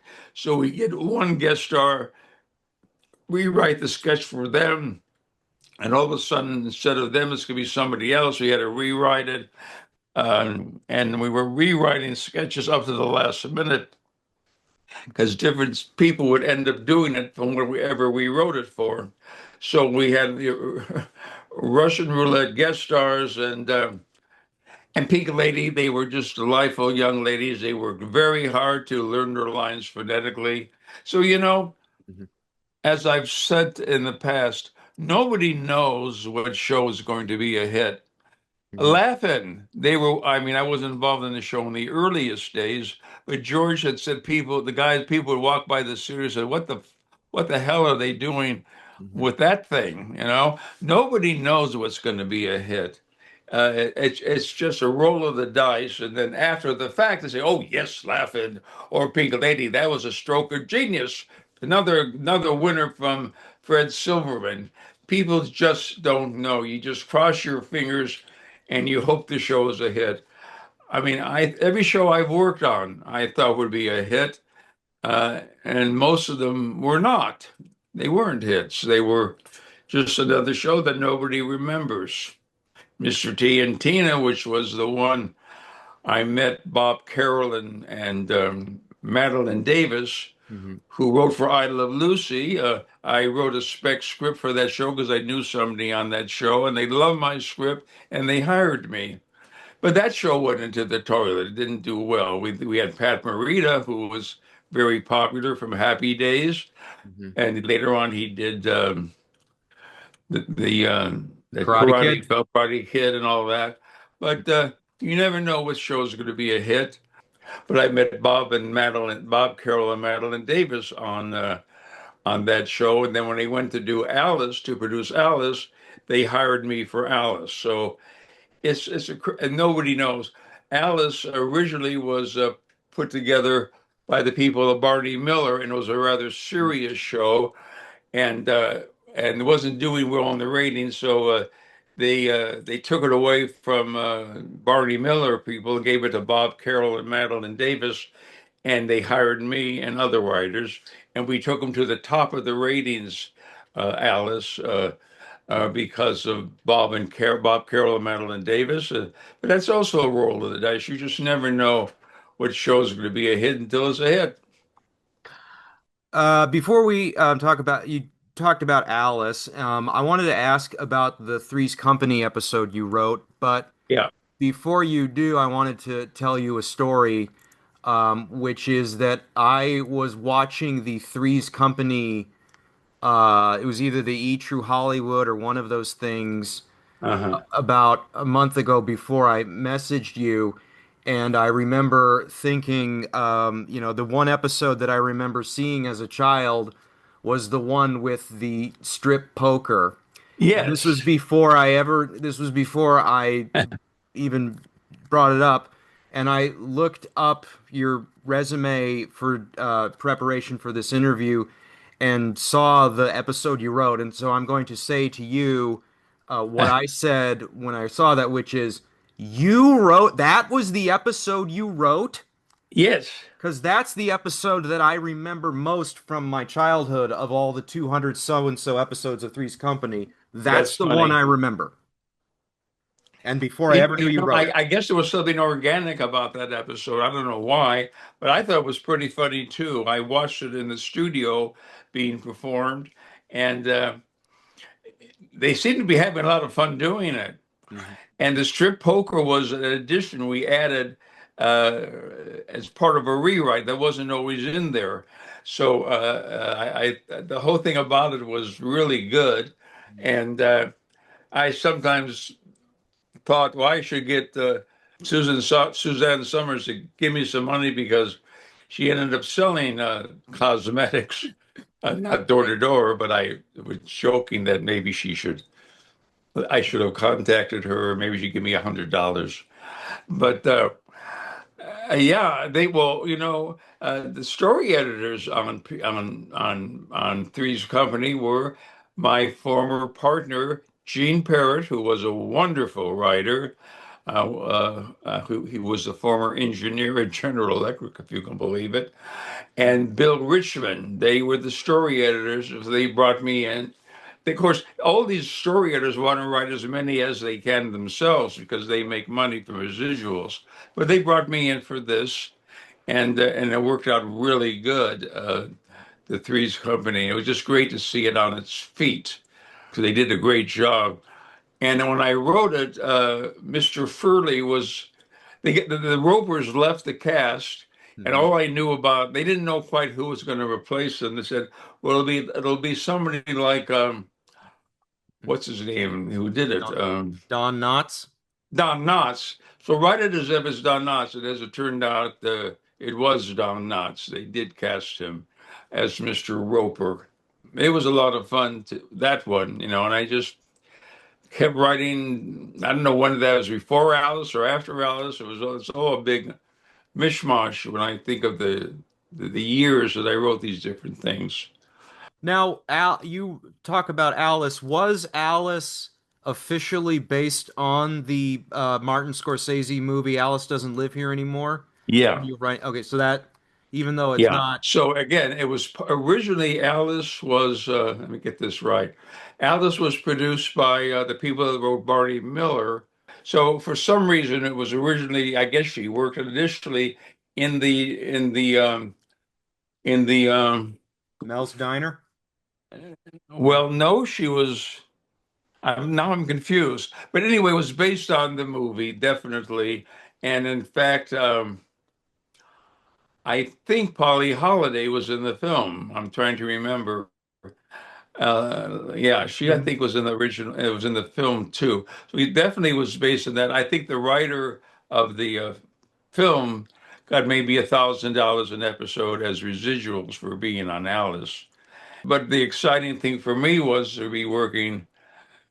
I did Mr. T and Tina with Bob and Madelyn, They were the producers of Alice, but it was great to work again with Bob and Madelyn on this show, and because it was a hit. It aired right after All in the Family, so that helped it become a hit. But it wasn't a hit when it was produced by the Barney Miller people. It was barely renewed, and that's when they brought in Bob and Madeline, and then they brought in me and a couple of other writers, and it was a lot of fun to do. They shot it at Warner Brothers. At the time, Warner Brothers was dead. It was not like it is now. Literally, they had, I think they had like, two studios or one studio open. It was us, and across the way was Eight is Enough. And then occasionally there'd be a movie they'd shoot there. They had finished doing the Waltons about a year before, and they had the old Walton sets still set up in one of the studios. They never bothered taking it down. And they had an outdoor version of the Walton set far in the back of Warner Brothers that looked like a kind of like a forest. So, and that was it. Now you go to Warner Brothers and it's a different world. It's a huge company doing Mhm. tons of stuff, a lot of money going on. But it was the buildings were falling apart. The Alice offices were made out of lumber that's been there since 1930. So it was a pretty forsaken thing. Oh, Clint Eastwood was there. He was making his movies there.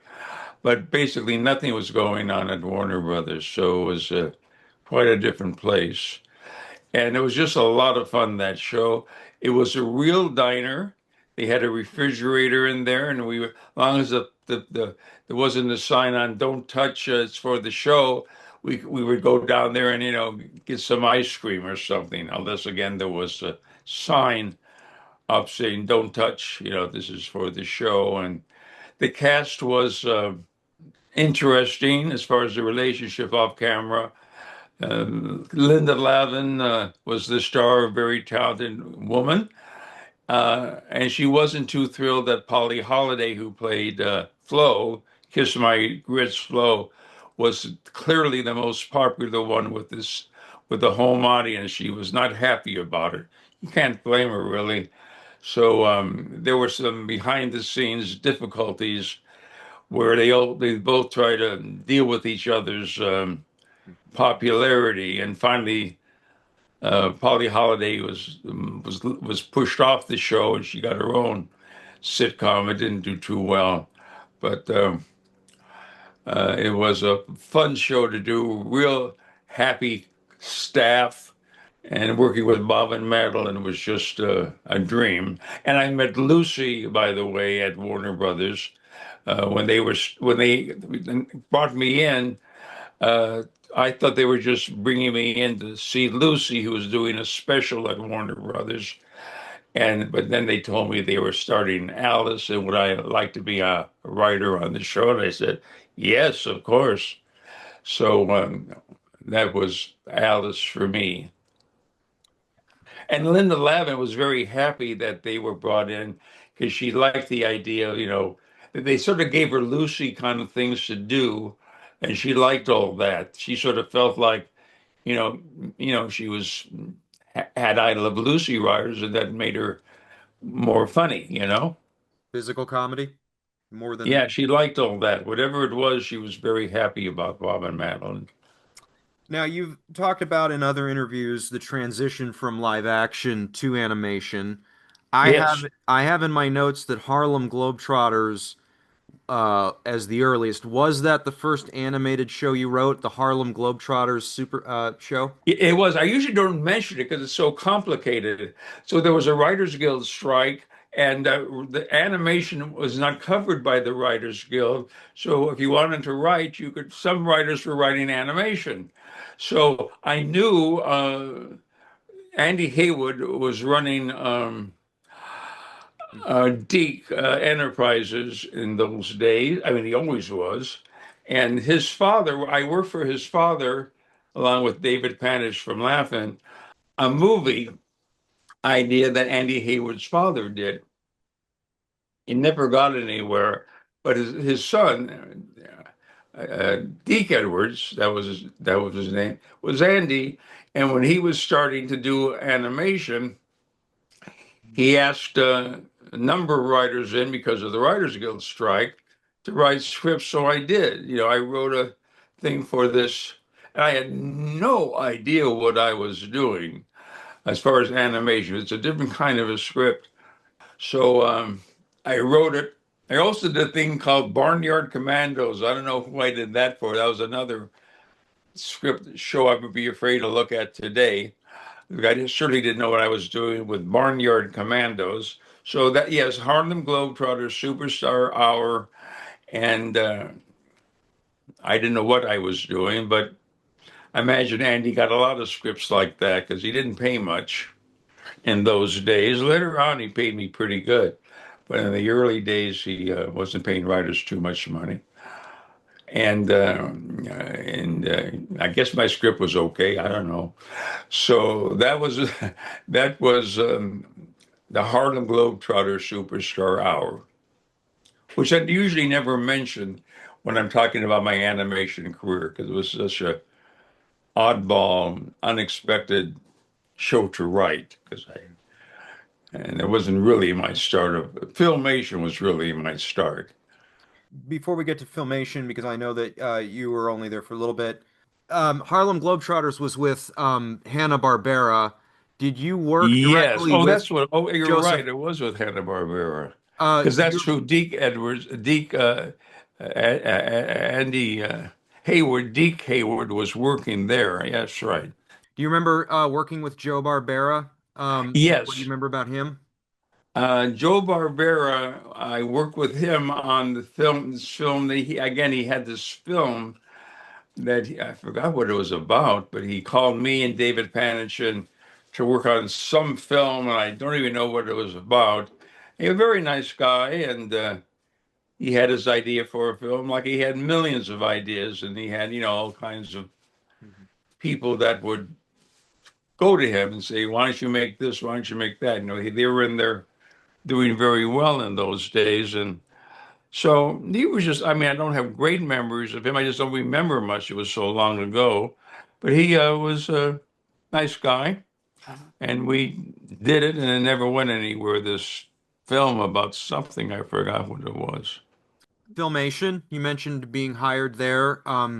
Could you talk about being hired to write for Fat Albert and the Cosby Kids at Filmation? How you got So the I get a job? phone call from my agent saying they're looking for writers to write Fat Albert, and I looked at the show. I don't know how I looked at it, but I did, and I said, "My God." First of all, I don't know how to write cartoons. I was still at the barn. I still was at the Harlem Globetrotter era. In my mind, I just did not know how to write a cartoon, and I'll tell you why. Also, I felt their dialogue was something that I would have a lot of trouble writing because it didn't seem natural to me. Of course, that was Bill Cosby's characters and their way of talking, so who was I to question it? But I said, okay, I'll go in, and I met with them, and they liked me. They needed good comedy writers. Um, they had a lot of writers. I mean, they had a number of writers, but they weren't seasoned comedy writers like I was, and it seemed like a good choice, that gets me because I know comedy, and Bill Cosby is a comedian, so it seemed like a good fit. So I wrote one script, and they really liked it, and they hired me on staff. And could you talk about Arthur Nadell? Arthur was a company man. He his background was as a film editor, and I think if you look him up, you'll see he had quite a background as a film editor. And he ended up at television and was very loyal to Filmation. He wanted us to work hard. If I would finish a script, I remember I finished a script about 2 o'clock one day. And if you ever wrote a script, I mean, when you're finished, you just want to rest. So he caught me resting after writing this, finishing at 2 o'clock with the script. So why aren't you writing the next one? Why aren't you getting a plot ready? So he wanted us to always work. The other thing that was weird about Filmation was it was not covered by the Writers Guild, but it was okay. The Writers Guild was okay with that because it was not supposed to be represented by the Writers Guild. There's a whole different story about Mhm. animation and the Writers Guild that happened down the road. But anyway, so he wanted me to, well, why aren't you writing the next script? I said, well, I'm worn out from this script. But he really wanted me to do that. And we had to fill out time cards, which Mhm. I thought was amusing. I did it because that's what everybody did there. They were covered by the animation union, but not the writers portion. But in any case, everybody at Filmation, including Arthur and Adele, had to fill out time cards. Like I said, this is crazy, but I'll do it. Who cares? I don't think Bill Cosby ever filled out a time card. So, so that was a weird thing about working at Filmation, the time cards, having to work. I mean, laughing, we worked from, 9 to 5 anyway, but on Filmation, you couldn't leave early. I remember one time I was crossing the street. There was a liquor store across the street, and I went there to get something to drink. I don't drink alcohol, but I was getting something. And of all things, I was crossing one way, and Arthur Nadale was crossing the other way. He definitely was having liquor, and I sort of caught him. Um, he didn't want us to leave 5 minutes early. He said, if you leave 5 minutes early and everybody left 5 minutes early, you know how much that adds up to? I mean, he was really into that stuff. But we had a lot of work to do. We had 5 days a week of Fat Albert, and it was a lot of work, and he had to be like that. If I was in charge, um, nothing would have gotten done. But it was a great place to work because they did everything at Filmation. They didn't do anything overseas, which most of the other, just about 99% of these other studios were doing overseas, because it was cheaper. You just couldn't afford to do it here. They had a real ink and paint department. They had an old rostrum film camera, where they did the cells. They shot the cells and did that. They recorded the cast recordings there, and the writers were downstairs. The storyboard artists were upstairs. Very talented people in the storyboard department. I met with some, and there was an animator there upstairs, and he used to do Woody Woodpecker. So they had a very interesting mixture of artists, some very new, and some in the business. In the case of Woody Woodpecker guy, been around for a while, and a lot of those people certainly became very big in other parts over the years in animation, far beyond the scope of what they were doing in Filmation. Tom Cito, very big in animation to this day, and he started out as a new kid at Filmation a long time ago. Still very busy and very respected person. So it was, and years later, we had a reunion, and it was just so much fun to see everybody again from those old days. We became a family. There's even a Facebook group called the Cellmates to express that we were in prison cellmates because of the way we had to work constantly. But we were really enjoyed ourselves, even though we worked very, very hard with an impossible schedule at Filmation. You were one of the few writers who wrote for almost all of the big name American animation studios of the 1980s and 90s. Did you Which have a ones? you wrote for most of them or a lot of them? Hanna-Barbera, Warner Brothers, Filmation. I was just curious if you had a favorite animation Well, it studio was you worked for. Filmation and Deke. Between the two of them, I liked both of them. Filmation because it was hard work, but there was a family there. But Filmation too, I had a great time. I mean, at Deke, I would go there, and I liked them both. Just it was an interesting place to. Both of them were interesting. I would say those are my two favorites. So Andy Hayward, a little bit of history, he started at Filmation, and so did Robbie London. Mhm. So when Andy got the opportunity to start Deke, Mhm. he of course left Filmation and started his own company called DIC, which became a hugely popular studio, and he really knew how to sell to the networks. That was his specialty. And Robbie, he was still so he was there. Andy was not there when I started at Filmation, but Robbie was there, and we worked together. He had an office just like I did. And at some point, Andy called Robbie to join him at the Deke, and the Robbie uh, was one of us, but he also could talk to the networks. He was really uniquely qualified for his new role at Deke. He was just a regular guy who knew how to talk to the writers and say what he felt, but he also knew how to deal with Andy and the network. So Robbie was remains a friend of mine, and he told me about you. You're doing these interviews, so so that's and there were other people at Deke. at Deke, which was quite really interesting people. They were we were all good friends whenever I would go there in Burbank.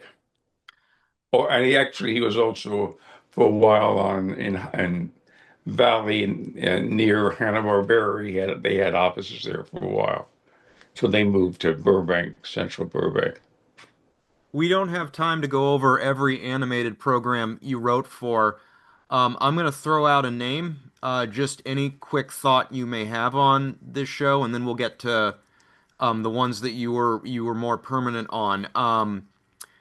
I have that you wrote for Pole Position, the show based on the video So I game. did pole position, Hmm. and that was a Deke show. And you know, my worst habit was turning in scripts at the last minute. If a script was due on Tuesday, I'd start working it on Monday night. And I'd usually call and saying, I can't finish it for a few more days. They were used to that and they allowed for that. In the case of pole position, I couldn't do that one time. They had to have that script finished because they had to send it overseas. And if they didn't get it overseas, they would miss their air date. So I was literally typing it up next to the story editors, and and they were just breathing down my neck so that I get this in right away. So pole position was just another show. I didn't, have any special thoughts about it any more than I did with Ninja Turtles. I didn't know what shows were going to be remembered. And pole position was, I read somewhere that it was an important show. I don't remember when I read this, but pole position, I know one of the stars of pole position was some famous actor, apparently. I read that as I was preparing to do this interview. So there was pole position, no particular memory except I remember typing it up and, getting it off by modem to overseas. I was very much into computers and modems were, we used to have messengers take the scripts to the studios. So they had modems in those days where you could do it over phone lines. So I would go, any studio that I worked for, I would go in and set up the modem so the secretary didn't have to retype it. And so I really set up the early, I did that for Deke, all the studios I worked for, because I didn't want to have to either drive in with my script or have to hire a messenger service. So that was my early interest in computers. Why I so in the case of pole position, as I told you, Hmm. I typed it into the computer and they sent it right off to I don't know or someplace in overseas to just in the nick of time to start doing the ink and paint. Brave Star. I didn't work on Brave Star. Okay. That's my answer to that. Okay. I know Um, the storyboard artist who was the model for Brave Star. What was his name? And but I never worked on the show. okay. Did you write for Alvin and the Chipmunks, or is that a mistake? Yes, I did. Okay. Can you talk Because just I think it was the second version of Alvin and the Chipmunks, and I wrote a few of those, and nothing much to say except I had a scene where they were eating a tuna sandwich, and I got a note back: "Don't make it tuna, make it avocado." The people in the children of David Seville were vegetarians, strict vegetarians, and they didn't want the chipmunks eating meat. So I did that, and I did one of my episodes of the Chipmunks features. My God, what were they? Squirrels, something else. They were named after my mother and father. There were two characters. I don't know what they were, monkeys or something. I did that, and so I did Alvin and the Chipmunks. I have no particular memory other than I wrote it. we will talk about a little bit of Berenstain Bears. You were the story Okay, so I editor. was working at Filmation writing He-Man, and wondering why I was writing He-Man because I knew nothing about the characters. And the way I thought of it was so we finished Fat Albert, and then I said, "Well, thank you very much. It was fun working here. Goodbye." I said, "No, no, we want you to stay. We want you to write He-Man." I said, "He who?" I didn't know who any of the characters were.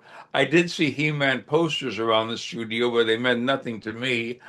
And so Arthur Nadell gave me a big, thick Bible. It was enormous, and none of the backstory made sense to me. It was just too much.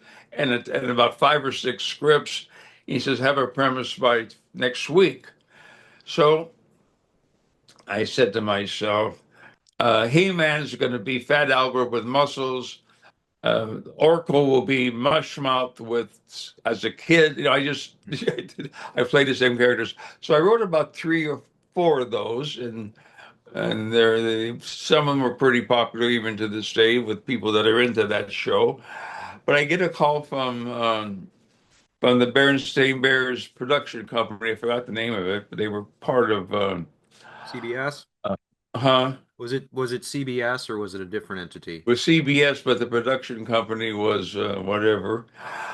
And they said that the Bernsteins wanted to pull their new show was going to be on CBS Saturday mornings, and they were very, very unhappy with the scripts they were seeing. And for some reason, they thought of me. I don't know why. The Southern Star, that was the name of the company, part of an Australian title for tax reasons, part of Hanna-Barbera, yes. So they said they wanted to pull the show. Their properties is too important to be ruined by a mediocre script or whatever it was. I don't know why they thought of me, but I said, okay, I'll write one. So I did. And the Berenstains, who were very picky about their script, they loved it. And they flew out from their farm in back east, and they wanted to meet me, which they never did. They really stayed there all the time and just worked by fax and phone with the shows, Mhm. with the Southern Star, and they wanted to meet this guy, and that was me. And we got along really well, and so they made me story editor of the Berenstain Bears. I left Filmation because I really was not suited for He-Man, although Mhm. a couple of my scripts are well thought of to this day. And there I was writing Berenstain Bears, and I worked with Stan mainly, but also Jan, who his wife. I worked with her too.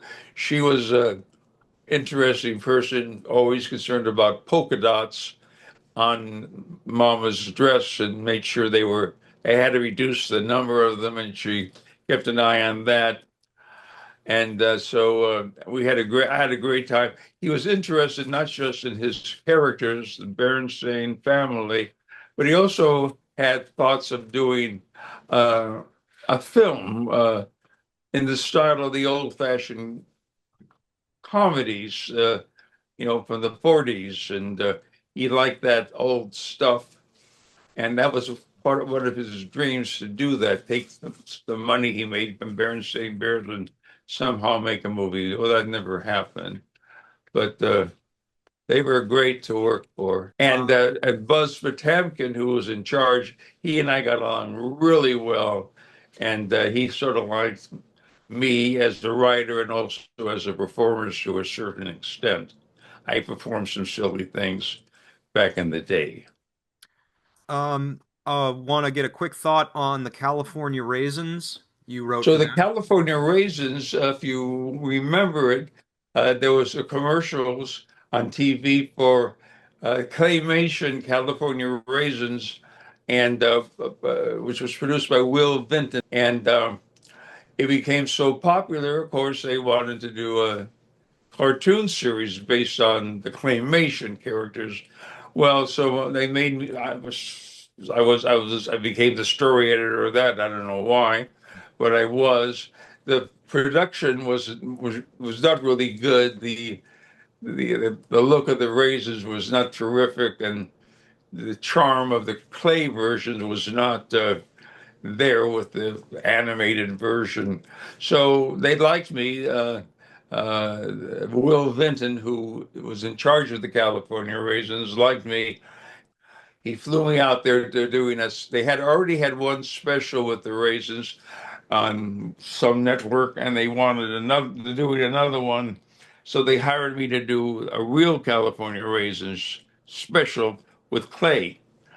And so I went up there, and it was a fascinating place to see these people, these young artists on little tables with little sets in this big studio in Washington State, uh, for putting together this new. Maybe they were raising commercials, but they were busy, doing that all these little different scenes. Literally molding the clay this and the way and that way, and it was fascinating. Well, they asked me to bring one of the raisins home with me so the artists here in Los Angeles could make a good look at the original raisin clay and make their drawings better. Maybe there were subtle things. So they put them in a box, one of the raisins, wooden box, and I flew home. Well, the funny thing was when I got to the airport, they were doing security in those days, and they x-rayed the box, and they see this raisin inside of it, this giant raisin, and it was popular, so they knew what it was. But it was like, what is this? And they took it out, and of course they knew there wasn't a bomb inside, but they took out the raisin, and it was funny how I had to do the same thing when I got in Los Angeles. They uh, they wanted to say, "What's this in your box?" So that was the California Raisins cartoon show. It was okay, but didn't compare to the clay version. But they were also working at Will Benton and uh, pencil test animation in those days, thinking besides clay, maybe they could do something with computers. So they were thinking about that. And by the way, so was Filmation. Very crude attempts to do animation with computers, but it was nowhere near. Maybe they were good for pencil tests, but even Filmation did nothing with their, or as I know, with computer animation. And now, Filmation had all these ink and paint. The biggest division at Filmation was not the writers. There were about six of us on staff, but the ink and paint department was filled with people. Now you can do animation with free software or hardly any expensive animation with ToonSquid and things like that. I'm doing a project. I'm using ToonSquid, and they could have done He-Man with ToonSquid. Such limited animation. One more show I want to ask about because it was very important in my childhood that I know you worked on is The Busy World of Richard Scarry. That was a Canadian-U.S. co-production. Yes, How did you get yeah. hired on that show? I don't know why I was hired, but I guess because I wrote all these other shows. I don't know why they hired me, but they did. And they were in Canada, and I met with them in Canada a little bit, but I worked down here, and it was a fascinating show. Richard Scarry himself was deceased by the time we were doing the show, and his son was involved with overseeing it, and then there were other partners and all of that. And I, as story editor, I did a lot more than just story editor. I was really, in a way, the producer. I mean, and I'm sure there was a producer, but I was very much involved with we were working with the story editors. I mean, the storyboard editors, storyboard artists from all over the world. I had writers all over the world. I was very involved, much more than usual, just a story editor. And why they hired me, I don't know. Really, I don't remember. And again, maybe it was Berenstain Bears. I don't know. But I was fascinating to do it. But I did it all here for the most part. I had a few meetings up in Canada, but it was. I was very involved with every aspect of the show. I really was if not producer, I was co-producer of that show, as I recall. Um, the last writing credit on that I can find for animation is in the year 2000. What warranted you moving from television writing to website design and computer design? Well, I was always interested in computers. Mhm. Um, Even when I was doing Laughing, there was some computer show, and I remember, oh, something called Heathkit. You can make your own computer. Mhm. And it was very, I mean, it was the end result was a bunch of numbers. It wasn't a script, but something about it fascinated me. Not as a word processing situation, because it wasn't that. It was just a bunch of numbers. And I would go to computer shows in Los Angeles. There's a place where every now and then they'd have it was called a homebrew computer event, and these clever people would bring their computers in, one of a kind, and I don't know what they did with it, but that's what they did. And at one point, Radio Shack Mhm. brought in their computer, and I saw it, and they said it was a word processor. So that's interesting. But the only problem is all the letters were capital letters. I Mhm. couldn't turn a script in that was all capital letters. They said, well, that would be too expensive. I think it would cost them 25 cents more.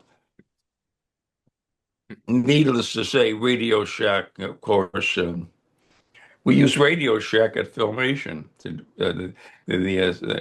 Before writers got their own computers, we would type them up, and the assistants would type our scripts and and put them into Radio Shack computers. The discs were this big, spinning around. So I was always interested in computers. So. Um, Writing comedy, I was good at. I had no problems getting work, but I was just getting a little bit tired. And one day someone said, "Can you build me a website, an e-commerce site?" And I did. I didn't know how to do it, but I did it. And I did a couple of more like that. And more people asked me to build their websites, and I thought maybe I could do this, and I did. I would either I would use an existing very clunky program. I built one store using Yahoo store. It was very convoluted. The documentation was terrible. And then I was brought into a rent-a-car company, Fox Rent-A-Car. I met somebody who said they were looking to rebuild their website because it was really pretty awful. Mhm. So I worked with some people in Vancouver, programmers, and built them a new website. So I learned all this stuff. I just good at that. I and I it was different, and I liked doing it. then I did a lot of different platforms, and now I'm doing Shopify, but not as much as I used to do. I'm starting to do my own stuff now. My own. I'm going to be doing a puppet show very soon that I hope is funny. We'll see. And but I just Shopify making it so much easier for me to build a website. So I've been 10 years a partner on Shopify. Shopify partner for 10 years, and I think it's all 11 years now, maybe 12. But I don't do too many websites anymore, only on certain occasions. And Mhm, I'm more of a boutique in the world of Shopify, but it's a great platform. But now I'm focusing back to my puppets mhm. and not as much website anymore. Um, before we get to my final questions, there was one name that I wanted to bring up that you said was very important, and that was Stan Laurel. Could you talk about meeting him and how important he was in your both your personal life Well, and career? in those days, you could only watch Laurel and Hardy on TV. They certainly did not have their silent films. So it was a real treat to watch Laurel and Hardy. And I particularly liked Oliver Hardy. He was so funny.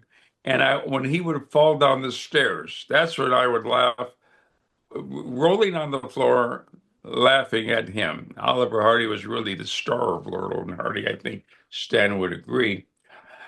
And I went to the Hal Roach Studios when they went in bankruptcy, and I went to the studio and looked at all that stuff. It was not too far from where I lived. So I was very much at the Hal Roach. I would have loved to have my own studio like Hal Roach, where you had funniest people in the world on call to do all your films. It was had to be a wonderful place to be at. So somehow I decided I wanted to meet Stan Laurel. I guess that was after I went to the Hal Roach studio when it was in bankruptcy and they were selling everything off. And I didn't know how to get a hold of him, so I sent a letter to the Screen Actors Guild, and somehow that got to his agent, and I got a postcard from Stan saying, "Oh, you want to meet me? Come." He gave me a date. I sent you a copy of that postcard, and I couldn't believe it. So I went to meet him in a very nice apartment. He was not in poverty. He was somehow he had money. I imagine maybe Dick Van Dyke gave him money or whatever, but he seemed very content. He had a motion picture projector there for when he did This Is Your Life, when he was surprised on that show. Mhm. And he had that by his side. He had some Laurel and Hardy puppets. He worked them for me also in there. It was a small apartment, but very nice. His wife was in the next room. I never met her there. I met him stand a few times at that apartment, and I never met his wife there. She would be in the other room for whatever reason.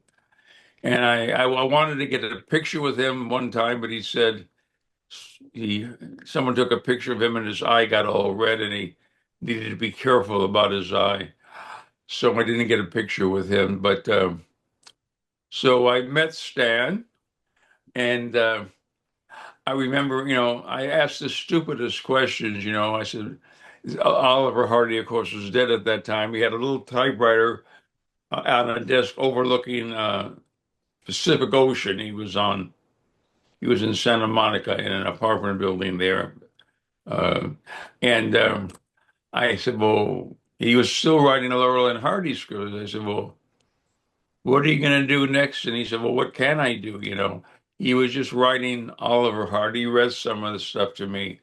He, even though Oliver was dead, he still, that what he was doing. He was writing comedy stuff. He wasn't, his brain was working. He just liked writing Laurel and Hardy stuff. He did that for all those years. He continued even Oliver Hardy was dead, just as a matter of practice. And then, if you go on the internet, you'll see I attended Stan Laurel's funeral. You'll see me I put it together years ago, and you'll see me outside the Forest Lawn place, Mhm. and I go into the go into and Dick Van Dyke was there, and he did the eulogy.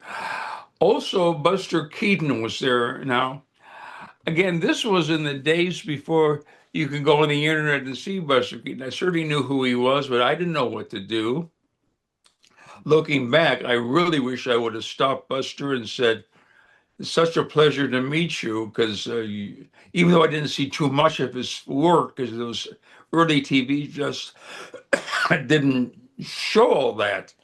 It was Laurel and Hardy, the Three Stooges, who I did meet Mo very briefly once, but I didn't have the nerve to speak to Buster Keaton, and I wish I did. I would have, looking back at what his career was at that point, I'm sure we could have gotten together and did whatever we wanted to do together because I was such a fan. Well, I liked him. I wasn't a big fan because I didn't see much of what he ever did, but I knew who he was. And that's how I met Stan Laurel. So, in summarizing your career, you've been out of well, first of all, you were in television for many years. What would you say was the biggest change in terms of television writing between when you started in 1968 and when you last wrote a television show? Well, of course, laughing, we could write whatever was possible and push the edge in those days. So we were writing what was in those days cutting edge kind of material. Some of it was kind of scandalous in a way, but not really looking back. But we did some things that was controversial. We also did a lot of silly stuff. And and in the case of Laugh-In, much of the style, some of the style, like the blackouts, were old-fashioned stuff because they were from the Hellzapoppin' days kind of things, where we were just doing a bunch of silly Joanne singing some silly song. But other than that, the other shows, which were more typical, I mean, Three's Company was certainly no All in the Family. It was awareness of it's a way it was different than I Married Joan, which by the way I love that show, and even Lucy was not very contemporary. I mean, Lucy, wanting to be a star and Desi not wanting her to be a star. I mean, what's that? That was not very progressive. These are the later films when the writers were shown a cassette by Carolyn Raskin, associate producer of Laugh-In. He said, "I want you guys to see this." And she put on All in the Family that aired the night before or something. And we were stunned. We figured, my God, we're no longer the leading edge of comedy anymore. It's All in the Family. So that was a big change. But then a lot of the shows were, Laverne and Shirley, those were just silly shows too. So a lot of it stayed the same. I don't watch any television anymore. I like to watch the internet. I'm looking at that stuff, and there's some very clever stuff on the internet. So what was different? I mean, from my career, from beginning to the end, the comedy was rather, except for laughing, was rather a straightforward, old-fashioned comedy, I guess. Uh, Alice was a bit of a leading edge kind of a thing, but not like anything today. I haven't seen anything today because I don't watch it. I'm sure there's good stuff, but I just don't watch TV. I like the internet. So, is it safe to assume that you've never considered returning to the medium of television? Well, I'm not interested in that, but I do have a puppet show that I'm working on. It's been a lot of work, but I hope to have it finished in a few weeks, and maybe that could be Roby's next project. something that instead of me having to please networks and Richard's scary states, I could do whatever I want. So we'll see whether doing what I want is funny, Mhm. and we'll see if doing what I want the audience likes. So I'm gonna and that's what I want to do and see if I can make money that'd be fun. So that's my project now. Not I and they would I wouldn't be hired most likely anyway for any of today's shows. They have their own new people that are doing it. They might hire me just as a because I was I wrote Ninja Turtles. I guess they could hire me for that because but I think they're interested in new writers, and I wouldn't get anywhere knocking on a door today. But maybe I would. Hey, if you're watching, hire me. No, not really. I want to do my own show now. Other than your puppet show, what professionally would you say is your proudest achievement? Well, laughing, no question about it. Okay. It was, you know, let me put it this way. If someone wants to do comedy today, you have to focus. You have to do what you really want to do. And I really wanted to get on laughing. It wasn't just a casual thing. I really wanted to do it. So if someone wants to be an animation writer now, make sure, there's so much distraction on the internet. My God, even I catch myself going on Google and looking at things I'm not interested in at all. There's all this too much stuff there's too much distraction today and so if you can just focus on what you really want to do and don't be sidetracked by, you know, whoever's the latest sex symbol out there, just stay away from that. And if you really want to write, if I didn't focus on laughing, I never would have gotten on that show. That was my secret. I didn't know it at the time, but I uh, I was focused on getting on that show, and I got on it. Is that the advice you would give to someone who wanted to get into television writing or comedy writing, or do you have a different advice? You had to make sure you really want to do that, and don't be distracted by Google or TikTok. Stay away from that stuff. Focus like I did. I took the bus to work every day and wrote in my notebook and then typed it up every single day. It was about 6 months or so to with my best material.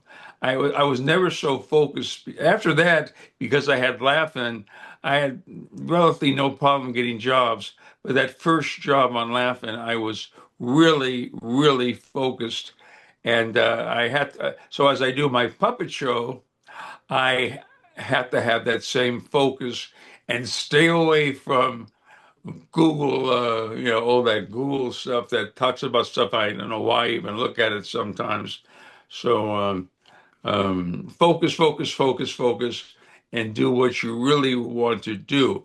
You can't kind of want to be a comedy writer. You gotta, I'm going to do it and do whatever it takes. So that's how it was with me in the case of getting on laughing. That hasn't changed. Thank you, Rowby Goren, for telling us your story. No, it was fun. Thank you so much. You're I very could talk welcome. another 10 hours, but I think we're both exhausted. Yeah. Thank you and bye.